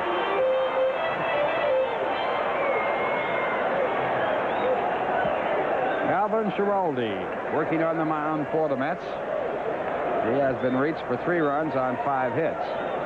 4 of the 5 hits coming in the 3rd when the Cardinals got their 3 runs. And a breaking ball, a called strike. Willie McGee in the on-deck circle. And out in the bullpen, a man who's just been activated, Jeff Lottie.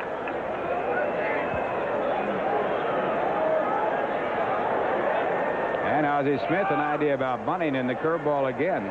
And it's strike 2. On the message board earlier, who was the first man to have a home run at night in the major leagues?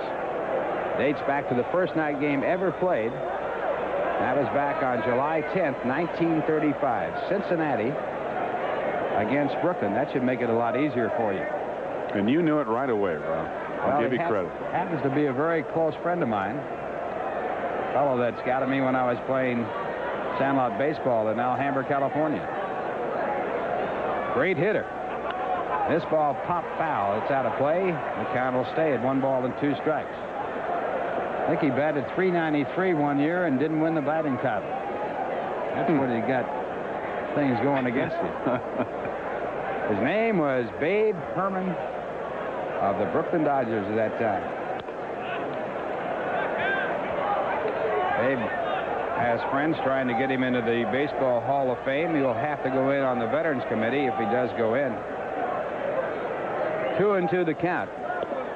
And now 3-2.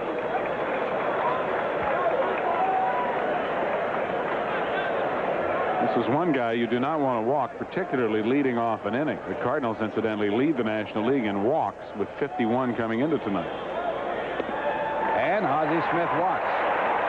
Getting back to Babe Ruth for a minute here. Babe Ruth got 3 hits in the ball game. The next day in the paper, it showed only 2 hits. And he got mad and went to the reporter, and the reporter said, well, it must have been a typographical error. And Babe Ruth said, typographical error? It was a clean single to right. Wasn't an error of any kind. Now we have Willie McGee as a pinch hitter. McGee 1 for 2 as a pinch hitter this year. Willie has been nursing an injury and been out of there for a while. That's why Vince Coleman has gotten the opportunity to play center field. And again out in the bullpen, some action going for the Mets. Roger McDowell throwing once again. McGee with a pulled leg muscle, and he is a man who really uses his wheels. He can fly. Smith, the runner at first base. The Mets leading by 4 here in the bottom of the 7th inning. And it's a strike. Strike 2 count. Schiraldi going more and more to the breaking pitch now. He has struck out 1 batter, and he now has walked 2.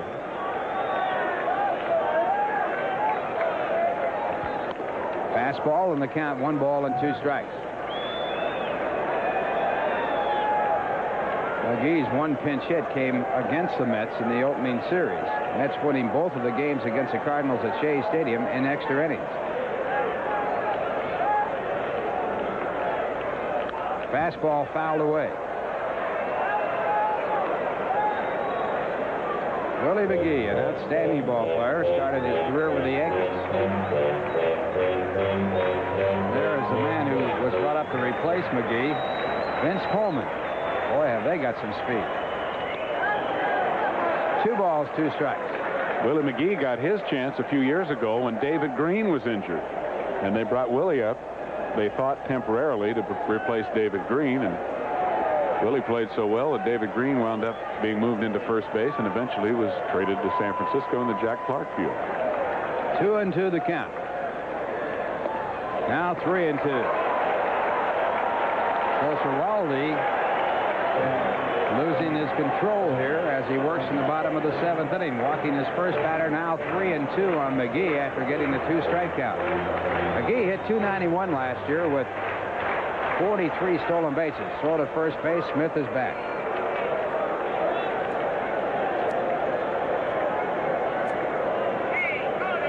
Last year, McGee hit for the cycle against the Cubs.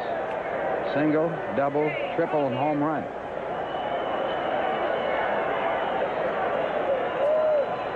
Three-two pitch, a runner going. The ball hit through the hole in the left field.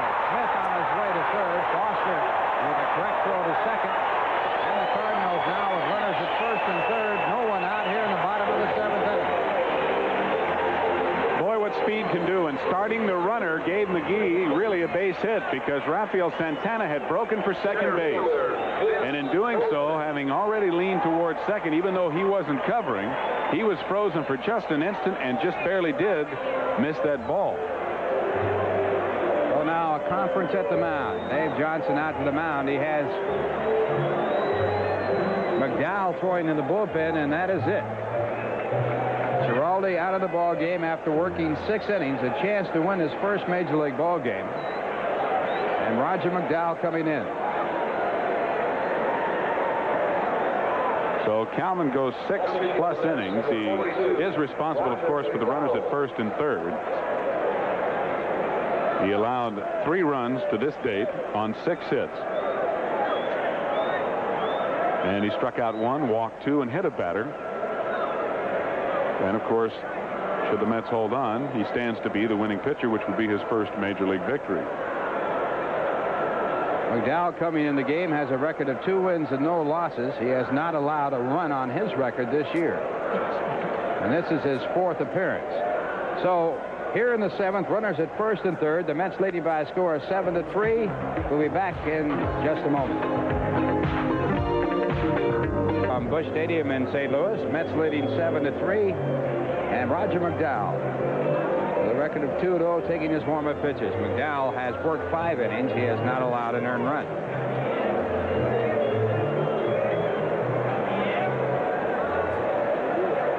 And his batter will be Vince Coleman, who is 0 for 3 tonight.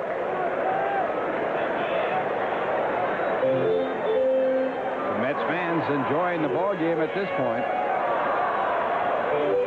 Coleman came in tonight leading the National League in a tie, actually, for the lead in stolen bases. He's only played 4 games before tonight, but has stolen 5 bases, the time with Eric Davis of Cincinnati and New York's Mookie Wilson for the National League lead. Go to first base. McGee is back. Outstanding speed on the bases, and probably the fastest man in the National League at the plate.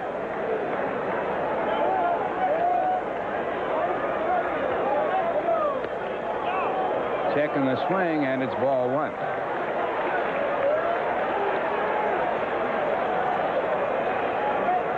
Coleman hit .257 last year while playing for Louisville in the American Association. He set an American Association record with 101 stolen bases. And it's ball 2.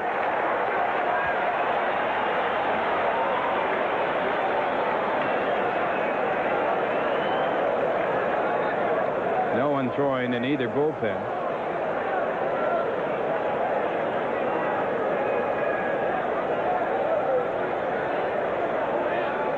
And a line drive base hit. Coming in to score from third base is Ozzie Smith. Now coming around from first base is Willie McGee. And Coleman in at second.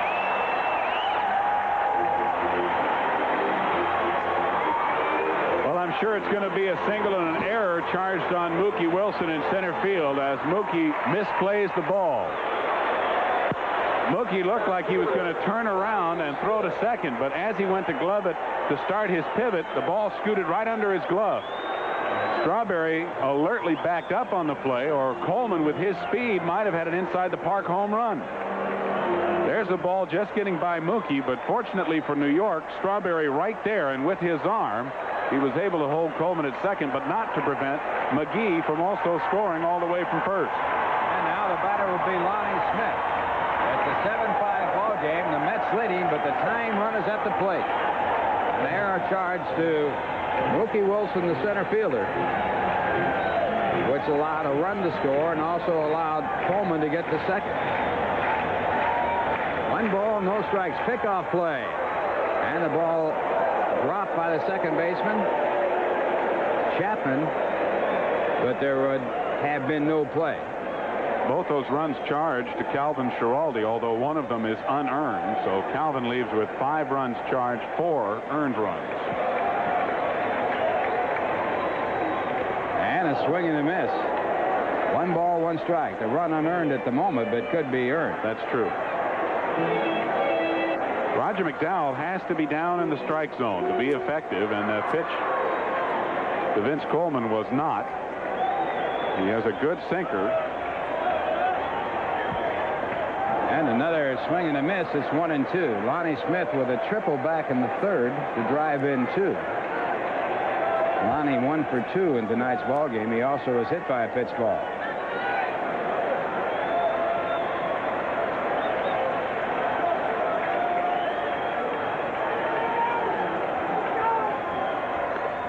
And it's high in the count. 2 balls and 2 strikes.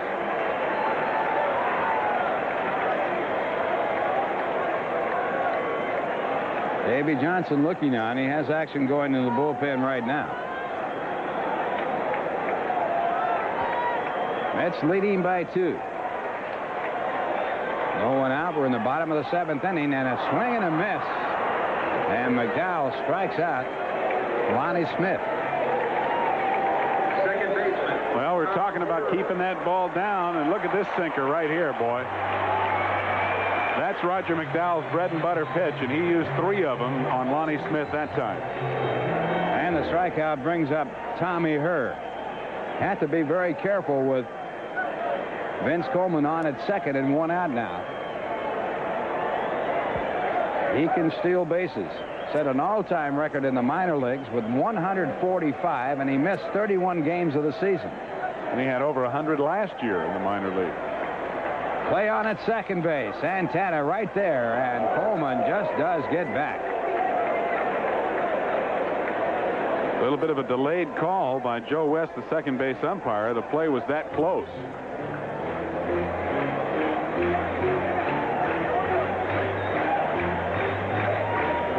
Tommy Herr in this game 1 for 2 with a walk.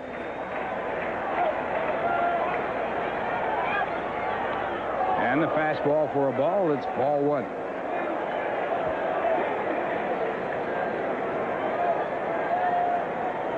Mets at one point in this game leading 6-0. It's now 7-5 New York. Tommy Herr, incidentally, is the club leader for St. Louis in RBIs with 10.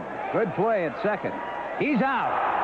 They have picked Coleman off at second base, and that is a big, big play. And now the Cardinals come out to argue.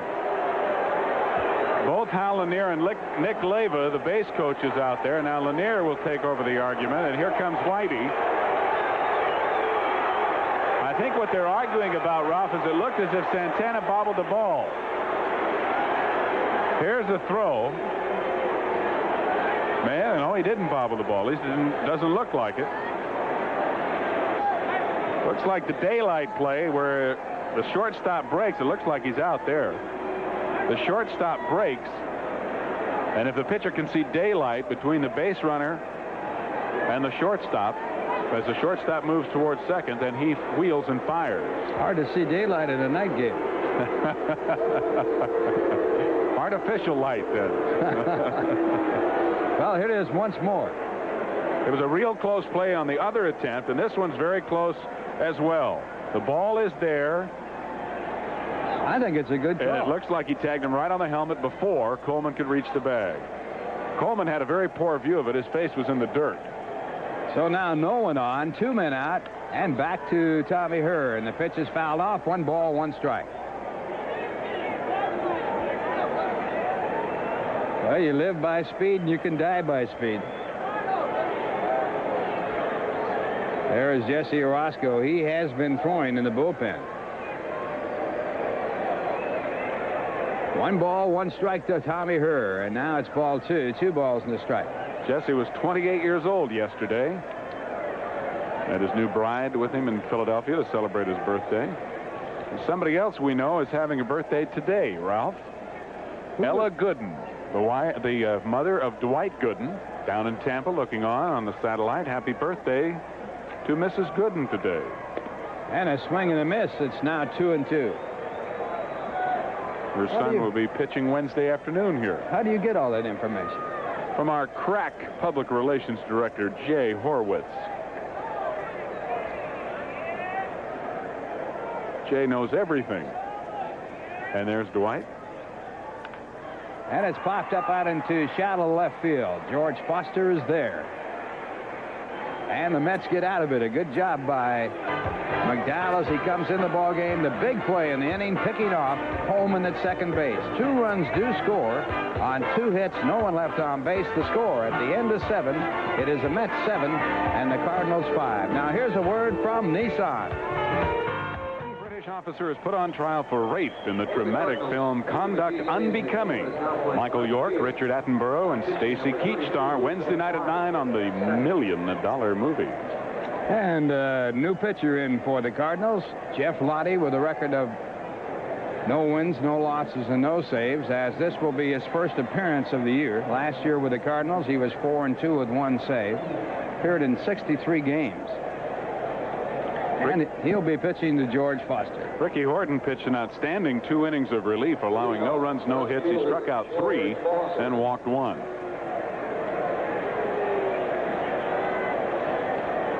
So George Foster, who homered back in the 3rd inning, his 3rd home run of the year, to bat for the 4th time. He's 1 for 3. George hitting at .250 for the year. Mets leading 7-5. And the breaking ball, a half swing, strike 1.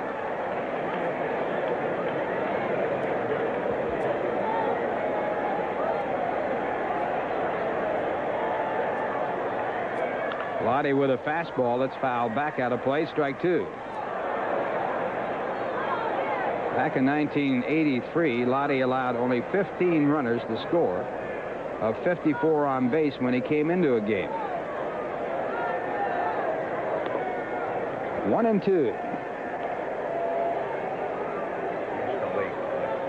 We'll be back on the air tomorrow night at 8:35 New York time. Actually, game time at 8:35. We'll be on the air at 8:30. High pop-up. Jack Clark going back, but there is Tommy Herr to back him up, and Herr puts it away. Well, here's the National League scoreboard. Philadelphia wins again, 9-1 over Montreal. Pittsburgh beats Chicago to help the Mets, 5-3. They're tied up in the 9th. No, take that back. Houston leads Cincinnati 3-1 in the top of the 9th inning. And elsewhere, it's Atlanta leading San Diego 3-2, bottom of the 2nd. No score, L.A. San Francisco, 1st inning. And Ray Knight, the batter. Ray 1 for 2 in tonight's ball game. Looks at the slider in the outside corner. McGee is in the ball game in left field.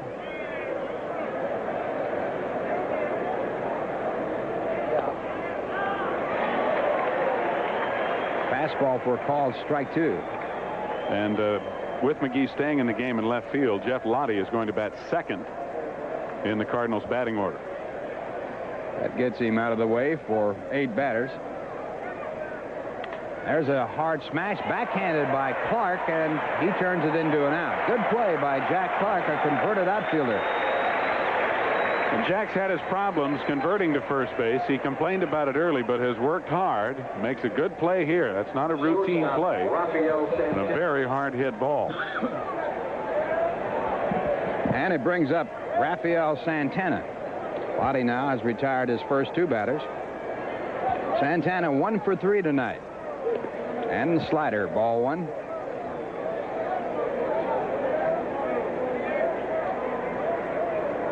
Mets leading 7-5. 2 men out, top of the 8th inning. And that's ball 2. Big play in the ball game. Rafael Santana taking the throw by McDowell to pick off Coleman at 2nd with a time run at the plate. Strike call. It's 2-1. Cardinals bring a 3-game winning streak into this game. The Mets a 2-game losing streak. Chopped out over the pitcher's mound, fielded by Ozzie Smith, and the Mets go in order. The score at the end of 7.5 innings, the Mets 7, the Cardinals 5. Now here's a word from Bud Light. Game coming your way from St. Louis, Missouri. The Mets with a 3-game series here, and then returning home next Friday. But here to bring you the play-by-play, Steve Zabriskie. Thanks a lot, Ralph. Here is Jack Clark to lead it off for St. Louis in the bottom of the 8th inning. Clark with a double in 3 trips. Will be followed by Andy Van Slyke and Terry Pendleton against young Roger McDowell in relief of young Calvin Schiraldi. And if you were with us at the top of the telecast, you heard Mets pitching coach Mel Stottlemyre talk about this young staff. Clark rips one to left. If it's high enough, it's out of here. Off the wall. Foster runs it down. Clark heading for second. Here's the throw. He's in there just ahead of the throw. Foster with a nice play, and the ball was hit so hard, Clark really had to hustle to get a double. Well, the only thing that kept this ball in the ballpark was the fact that it was hit too low. It is really drilled a foot below the top of the wall. Foster plays it off, and Clark has to make a belly slide to beat the play at second base. So Clark with his second double. He's now 2 for 4, and the tying run is again at the plate. Here you see the angle of the carom played by George Foster. Well, Dave Johnson comes out immediately with the left-handed batting Andy Van Slyke up there. He is wasting no time and taking no chances. Jesse Orozco is coming into the game. And with Jesse coming in and McDowell going out, we'll check out the American League scores. Cleveland defeated Detroit 6-4 today. Kansas City beat Toronto 2-0. Your attention, please. Balboni a home run. Lee Brandt, the winning pitcher, now 2-0. Steve the loser, 1-2. At the end of 6.5 innings, Milwaukee 2 and the White Sox 2. Seattle playing in Minnesota. At the end of 6.5 innings, it's Minnesota 5 and Seattle 1. Baltimore playing in Texas. Texas leading by a score of 5-1 after 7.5 innings. And Oakland playing against California. Oakland did not score in the top of the first. California now batting. Don Sutton, who has won 2 already, against Slayton, who has won 1. Orozco making his 6th appearance of the young season. He's finished 3 games, picked up 1 save, 1 win against no losses. He's pitched 7 innings, allowed only 2 hits, no earned runs, or a 0.0 ERA, no home runs, of course. He's walked 4 and struck out 8 in 7 innings of work. In addition to that, Jesse has retired his last 12 batters in a row, and Howard Johnson is in at third base, replacing Ray Knight. And that will enable the Mets to make a switch in the batting order, and Johnson will be put in the 9th spot in the batting order. That would place him as a leadoff batter in the 9th inning. The old double switch. Managers use that to perfection sometimes. Davy Johnson rarely misses an opportunity. Andy Van Slyke is 0 for 3 in the ball game. All 3 of those at-bats were against Schiraldi. So he's facing a left-hander for the first time in Jesse Orozco. Jesse comes in with a runner at second base and nobody out. There's Jack Clark at second after his leadoff double. The Mets lead at 7-5 here in the top of the 8th, or bottom of the 8th inning. And a ball to Van Slyke.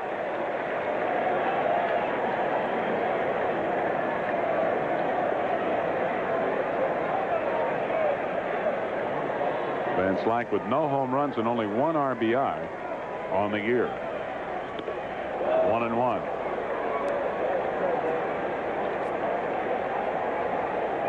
Jesse at one point, among the 12 that he has retired in a row, struck out 6 batters in a row.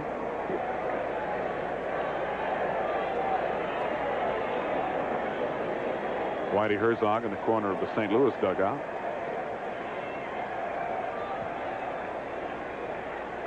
Off-speed delivery is fouled away. So Van Slyke behind in the count, 1 ball, 2 strikes. Whitey had a good quote the other day about Jose De Leon.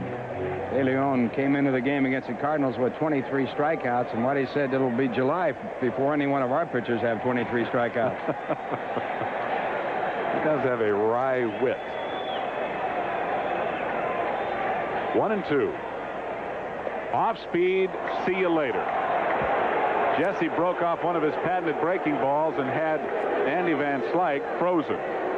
Well, a left-handed batter against Orozco really has his work cut out. And this is a perfect pitch.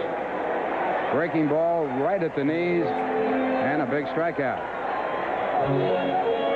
1 out in the 8th. Clark still at second. And the batter Terry Pendleton, who was 0 for 3. He's grounded to second, grounded to short, and fly deep to Mookie Wilson in center.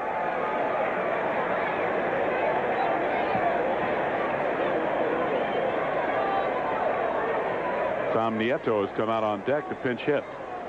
And another breaking ball for a strike. Mike Lavalier, left-handed hitting catcher, was in the ball game, so Tom Nieto, who bats from the right side, will hit for him against Jesse. Fastball grounded to second. Chapman comes up with it, 2 away as Clark crosses over to third.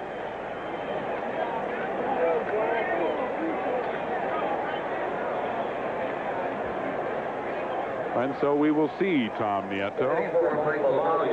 Number 23, Tom Nieto. 273 on the year with no homers and no RBIs. His first pinch hit appearance of the year, officially at least.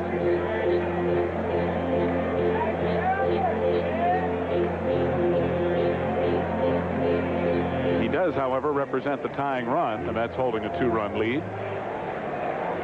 And Jack Clark at third base with 2 outs.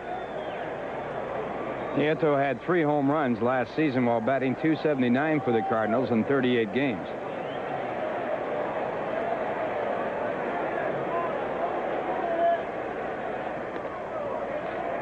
A little high and away, ball 1. Nieto attended Oral Roberts University in Oklahoma for 3 years. And they have a good baseball program. Had a good basketball program, too. Fastball inside, 2-0.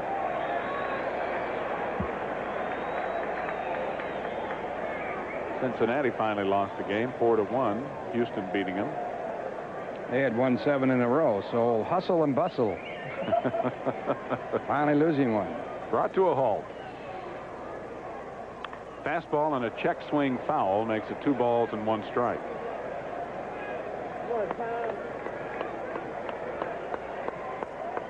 It appears as if they want to pitch Nieto inside. They have been running the ball in on him all 3 pitches so far.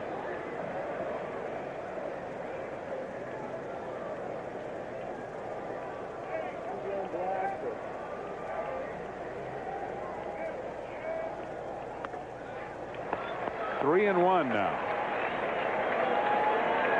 On deck batters Ozzie Smith. And there is Oswald. He's a much better hitter batting right-handed than he is left.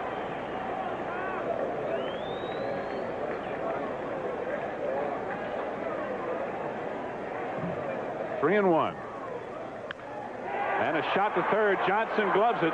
And a good, strong throw to Hernandez, and the inning is over. So a leadoff double as the Cardinals threaten and bring the tying run to the plate. Clark is stranded at third. Right here, backhand play. Good reaction by Howard Johnson. Then he knows he has a lot of time, and he makes a very accurate throw to first base. We go to the 9th inning here at Busch. The Mets trying to hold on to undisputed first place in the National League East, leads 7-5 over St. Louis. Now here's a word from Manufacturers Hanover. Complete news coverage. Tune in to News 9 Prime Time this Tuesday through Thursday. Tom Dunn takes a look at electronic mania, the gadget craze that's taken America by storm, from the newest VCRs to the latest electronic games. Tom Dunn looks at it all, so don't miss this special News 9 Primetime report starting tomorrow night at 8, right here on Channel 9. And a new catcher for the Cardinals, Tom Nieto, will be doing the catching. And we have Campbell and Hassler throwing in the bullpen with Howard Johnson batting. Johnson batting for the first time, was inserted, as we mentioned, in the double switch. With the pitching change, Jesse Orozco coming into the game. And he rips one that Jack Clark goes up and pulls down. Nice play by Clark on a line drive by Howard Johnson, one away. Well, this saves at least a 2-base hit. Jack Clark making the grab, almost duplicating the play that Keith Hernandez made earlier in the ball game. So Clark, a converted outfielder, learning his way at first base. And that'll bring up Mookie Wilson. Mookie with a good night tonight, a triple and a double in 4 trips, 2 RBIs, and a run scored.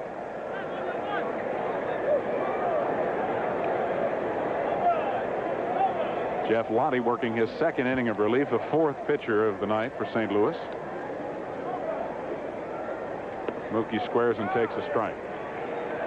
1 out, nobody on. Top of the 9th inning, Mets leading 7-5.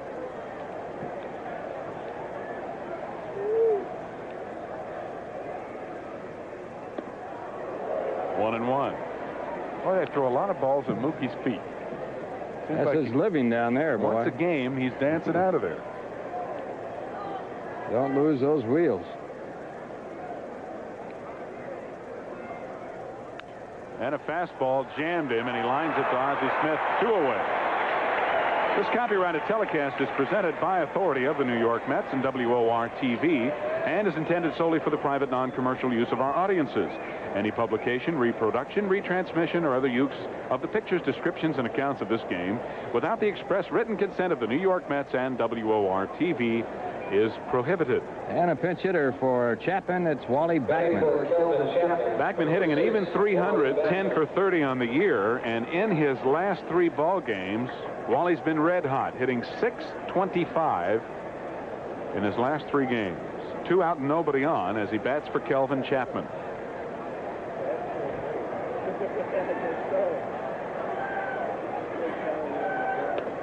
And a strike called on the inside corner. Well, the outfield is very shallow against Backman. In fact, too shallow. Backman has very good power to the opposite way.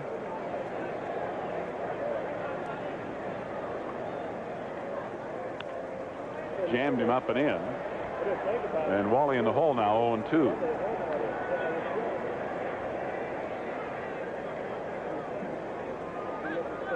And they're still trying to pick it up, it looks like. Jeff Lottie's first appearance of the year after being on the disabled list. High and tight, 1-2.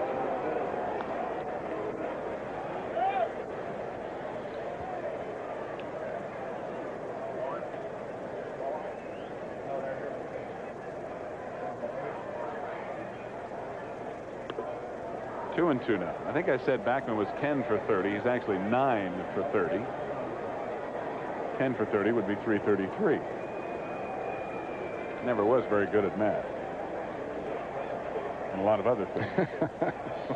Listen, you kept your batting average, but you never got up that high.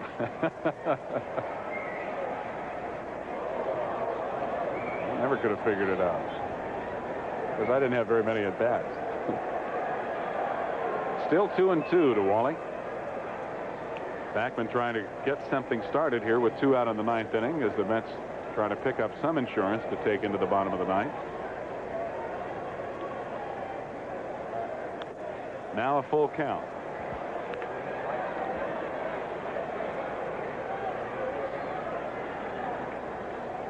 Behind Backman is Keith Hernandez.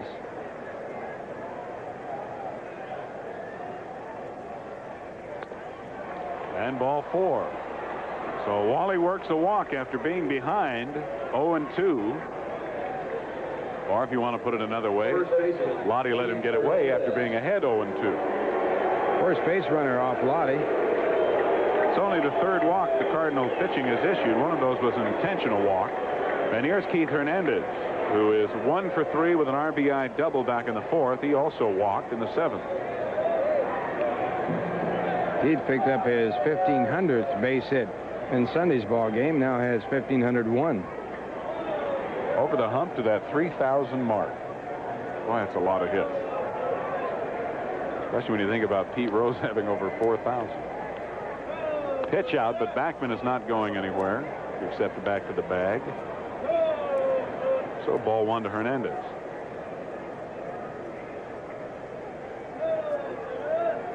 Keith doubled in a run back in the 4th inning. throw to first. Backman back. That's when he tied the record for at least 1 RBI in 7 straight games. And he also has driven in a total of 9 runs in the last 9 games. That is a Met record. And ball 2 low and inside, so 2-0. The all-time record for at least 1 run batted in is 17 consecutive games by Ray Grimes. That's almost unbelievable. That he is. drove in 27 runs in those 17 consecutive games. Boy. And a strike call. 2-1. American League records held by Taft Wright. Grimes played for Chicago. Taft Wright for Chicago in the American League, and he did it 13 games and drove in 22 runs. And that's a lot. Another throw to first.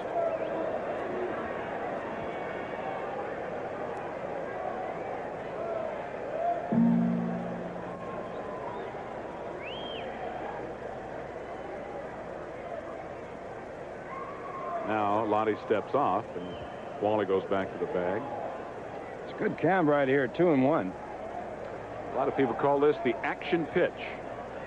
And with 2 out and the situation being what it is, there goes Wally Backman. But the ball is popped up in foul territory. Jack Clark over near the St. Louis dugout. And he has it. And the inning is over. So a walk and 1 left here in the 9th for New York. It'll be up to Jesse Orozco to hold him for the Mets as we go to the bottom of the 9th with the Mets leading the Cardinals 7-5. And now, here's a word from your Tri-State Chevrolet. In the 9th inning, most of the fans have stayed around as it's been a good ball game. The Mets leading 7-5. And in the bottom of the 9th, the Cardinals will be sending up Ozzie Smith, Willie McGee, and Vince Coleman. 3 rabbits to face Jesse Orozco. Paid attendance here tonight, 16,324. Ozzie's 1 for 2, a single to center back in the 3rd, after which he scored a run. He's also grounded a second, walked and scored in the 7th. So as you can tell, when he gets on base, he comes all the way around a lot of times. And that's what's happened tonight. 7-8-1 for the Mets, 5-8-2 for the Cardinals. Swing and a miss on the fastball, strike 1. Orozco retired the side in order in the 8th inning, coming in after Jack Clark had gotten a leadoff double off Roger McDowell. So Jesse is now retired at the last 15 men to face him.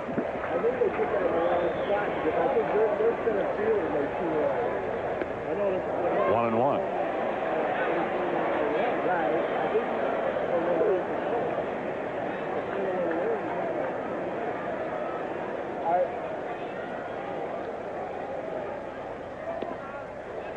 Two balls, 1 strike. There was a walk to McGee in the 7th inning that started the Cardinal rally, in which they scored 2 to cut the Mets lead in half. And that's down low, 3-1.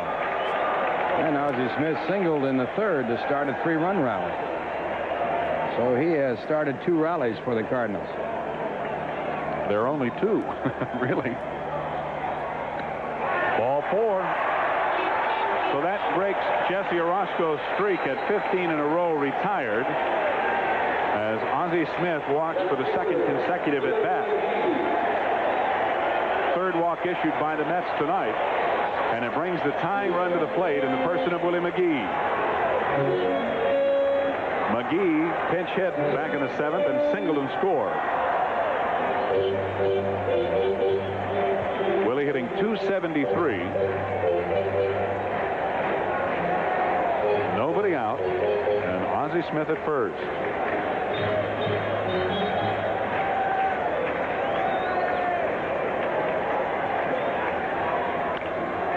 Ground ball up the middle, base hit. Ozzie's going to stop at 2nd. And the Cardinals now have the tying runs aboard with nobody out here in the 9th.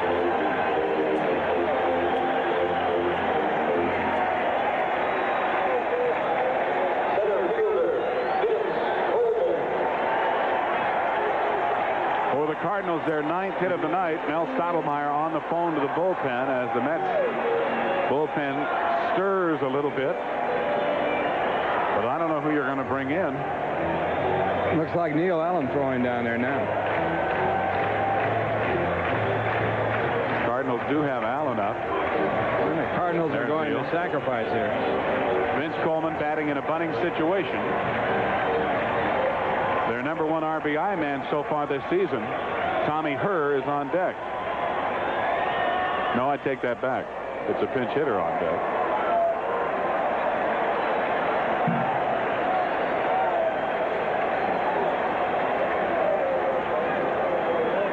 Brian Harper has come out on deck, and Herr would bat after Harper. There's Brian, acquired in the Hendrick deal from the Pirates. Coleman pops up the bunt. It's in foul territory, and they let it fall. Carter thought Orozco was going to catch it. Orozco thought Carter was going to catch it. Well, this is a tough break for the Mets. The ball is right in between Orozco, who's coming off the mound, and Carter. And if they had both gone for it, there would have been a collision. Carter appeared to pull up, and Orozco then did the same. So instead of an out, they count 1 ball and 1 strike. Well, Gary's got to take control in a situation like that. And I think when he saw Jesse coming out of the corner of his eye, it just stopped. It really should have been his play, I guess. First and second, nobody out, and now a count of 1 ball, 1 strike on Vince Coleman. And he's going to square again. And he missed it. And a throw through to second. And they may have him. No, they don't. Santana couldn't get the ball out of his glove. And Ozzie Smith goes into third base.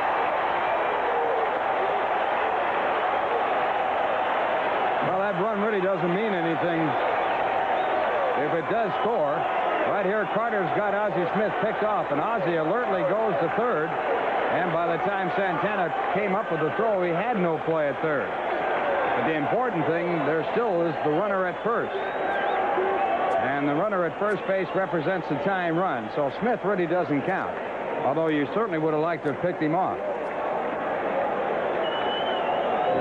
And the main reason is you look at Ivan De Jesus pinch running for Willie McGee at first base. McGee, of course, bothered by a leg problem. When he had a runner in front of him, it wasn't that critical, but now that second base is open, Whitey going to Ivan De Jesus as a pinch runner. So the count, 1 ball, 2 strikes on Coleman as he bunted through that last pitch. The Mets in double play depth in the infield. And he held up just in time, apparently. 2-2. Coleman on the night is 1 for 4. He reached on a fielder's choice in the 3rd inning and scored, and he singled in the 7th. He's been involved in the 2 big plays in this ball game. He was picked off at second base, and he also did not catch a ball in center field that led to 3 unearned runs. Fisted to the second baseman, Backman to Santana. No, he's safe at first base. Coleman beat it out, and the run scores. The run would have scored even had they gotten the double play, and it's 7-6 New York. Well, Coleman, possibly the fastest man in the National League, turns on the afterburner, and he beats the play at first base. And that kept the Cardinals alive. They now have the tying run at first. Coleman a threat to steal. And just 1 man out. So we'll have the cat and mouse game now with Coleman on at first base representing the tying run, and he definitely is a threat to steal. And here is Brian Harper. Harper, batting .429 on the young season, is 3 for 7. Throw to first. Jesse letting Coleman know he's over there. Coleman with 5 stolen bases in the past 4 ball games. Another throw to first.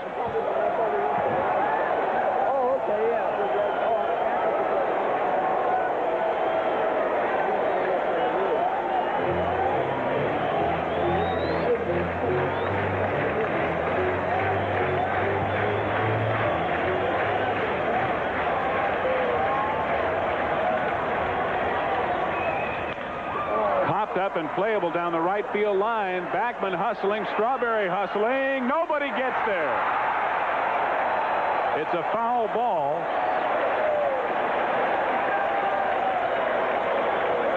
Strawberry was shaded over toward right center. He had a long way to go, and Backman obviously had a long way to go.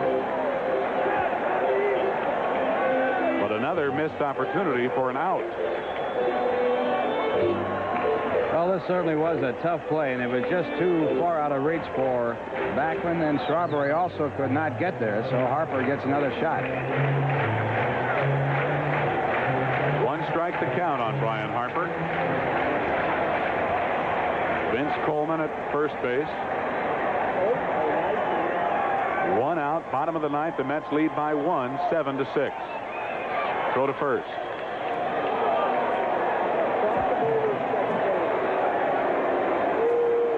The Mets, of course, are 6-1 in one-run games this year.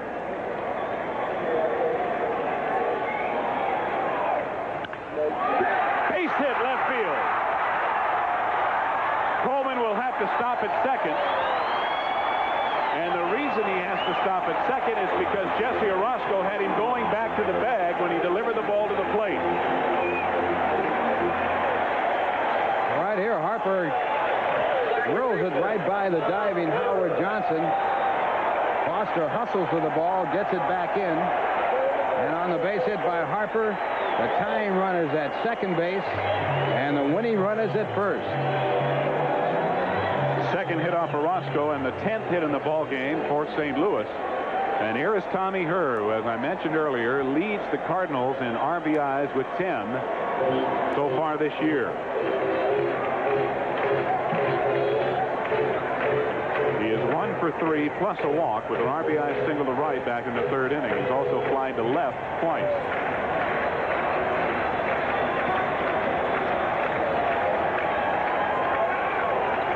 Santana cheating a great deal, as you see there, towards second to hold Coleman as close as possible, giving her a huge hole between short and third.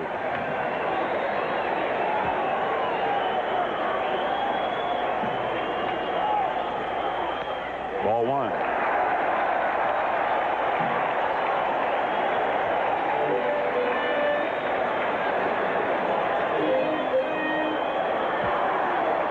Tommy Herr batting .341.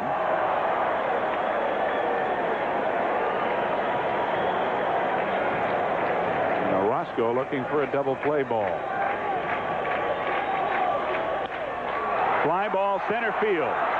Into the gap. Strawberry over in right center makes the catch. No attempt by Coleman to tag up in advance. And a big out, as there are now 2 away here in the bottom of the ninth.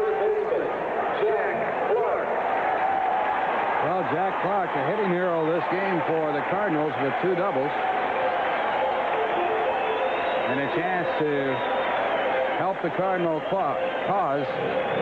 He represents the last out of the ball game for the New York Mets. Clark got his 2 doubles in the 6th and 8th innings, both leading off. And on both occasions, he was stranded at third. Here, the tying run is at second.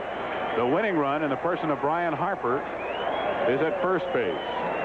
Harper has average speed. Coleman at second has blazing speed. Off speed for strike one.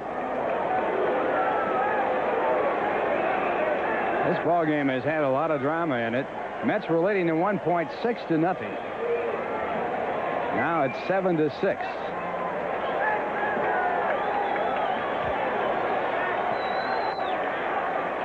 And a fake at second as Backman had cheated over behind the bag.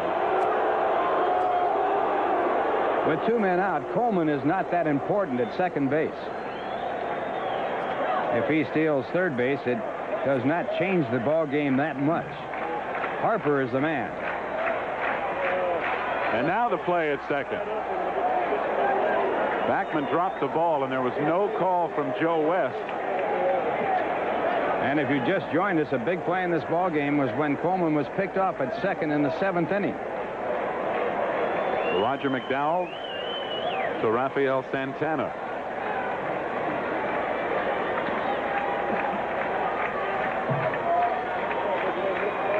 One strike to count to Jack Clark. 2 out, 2 on.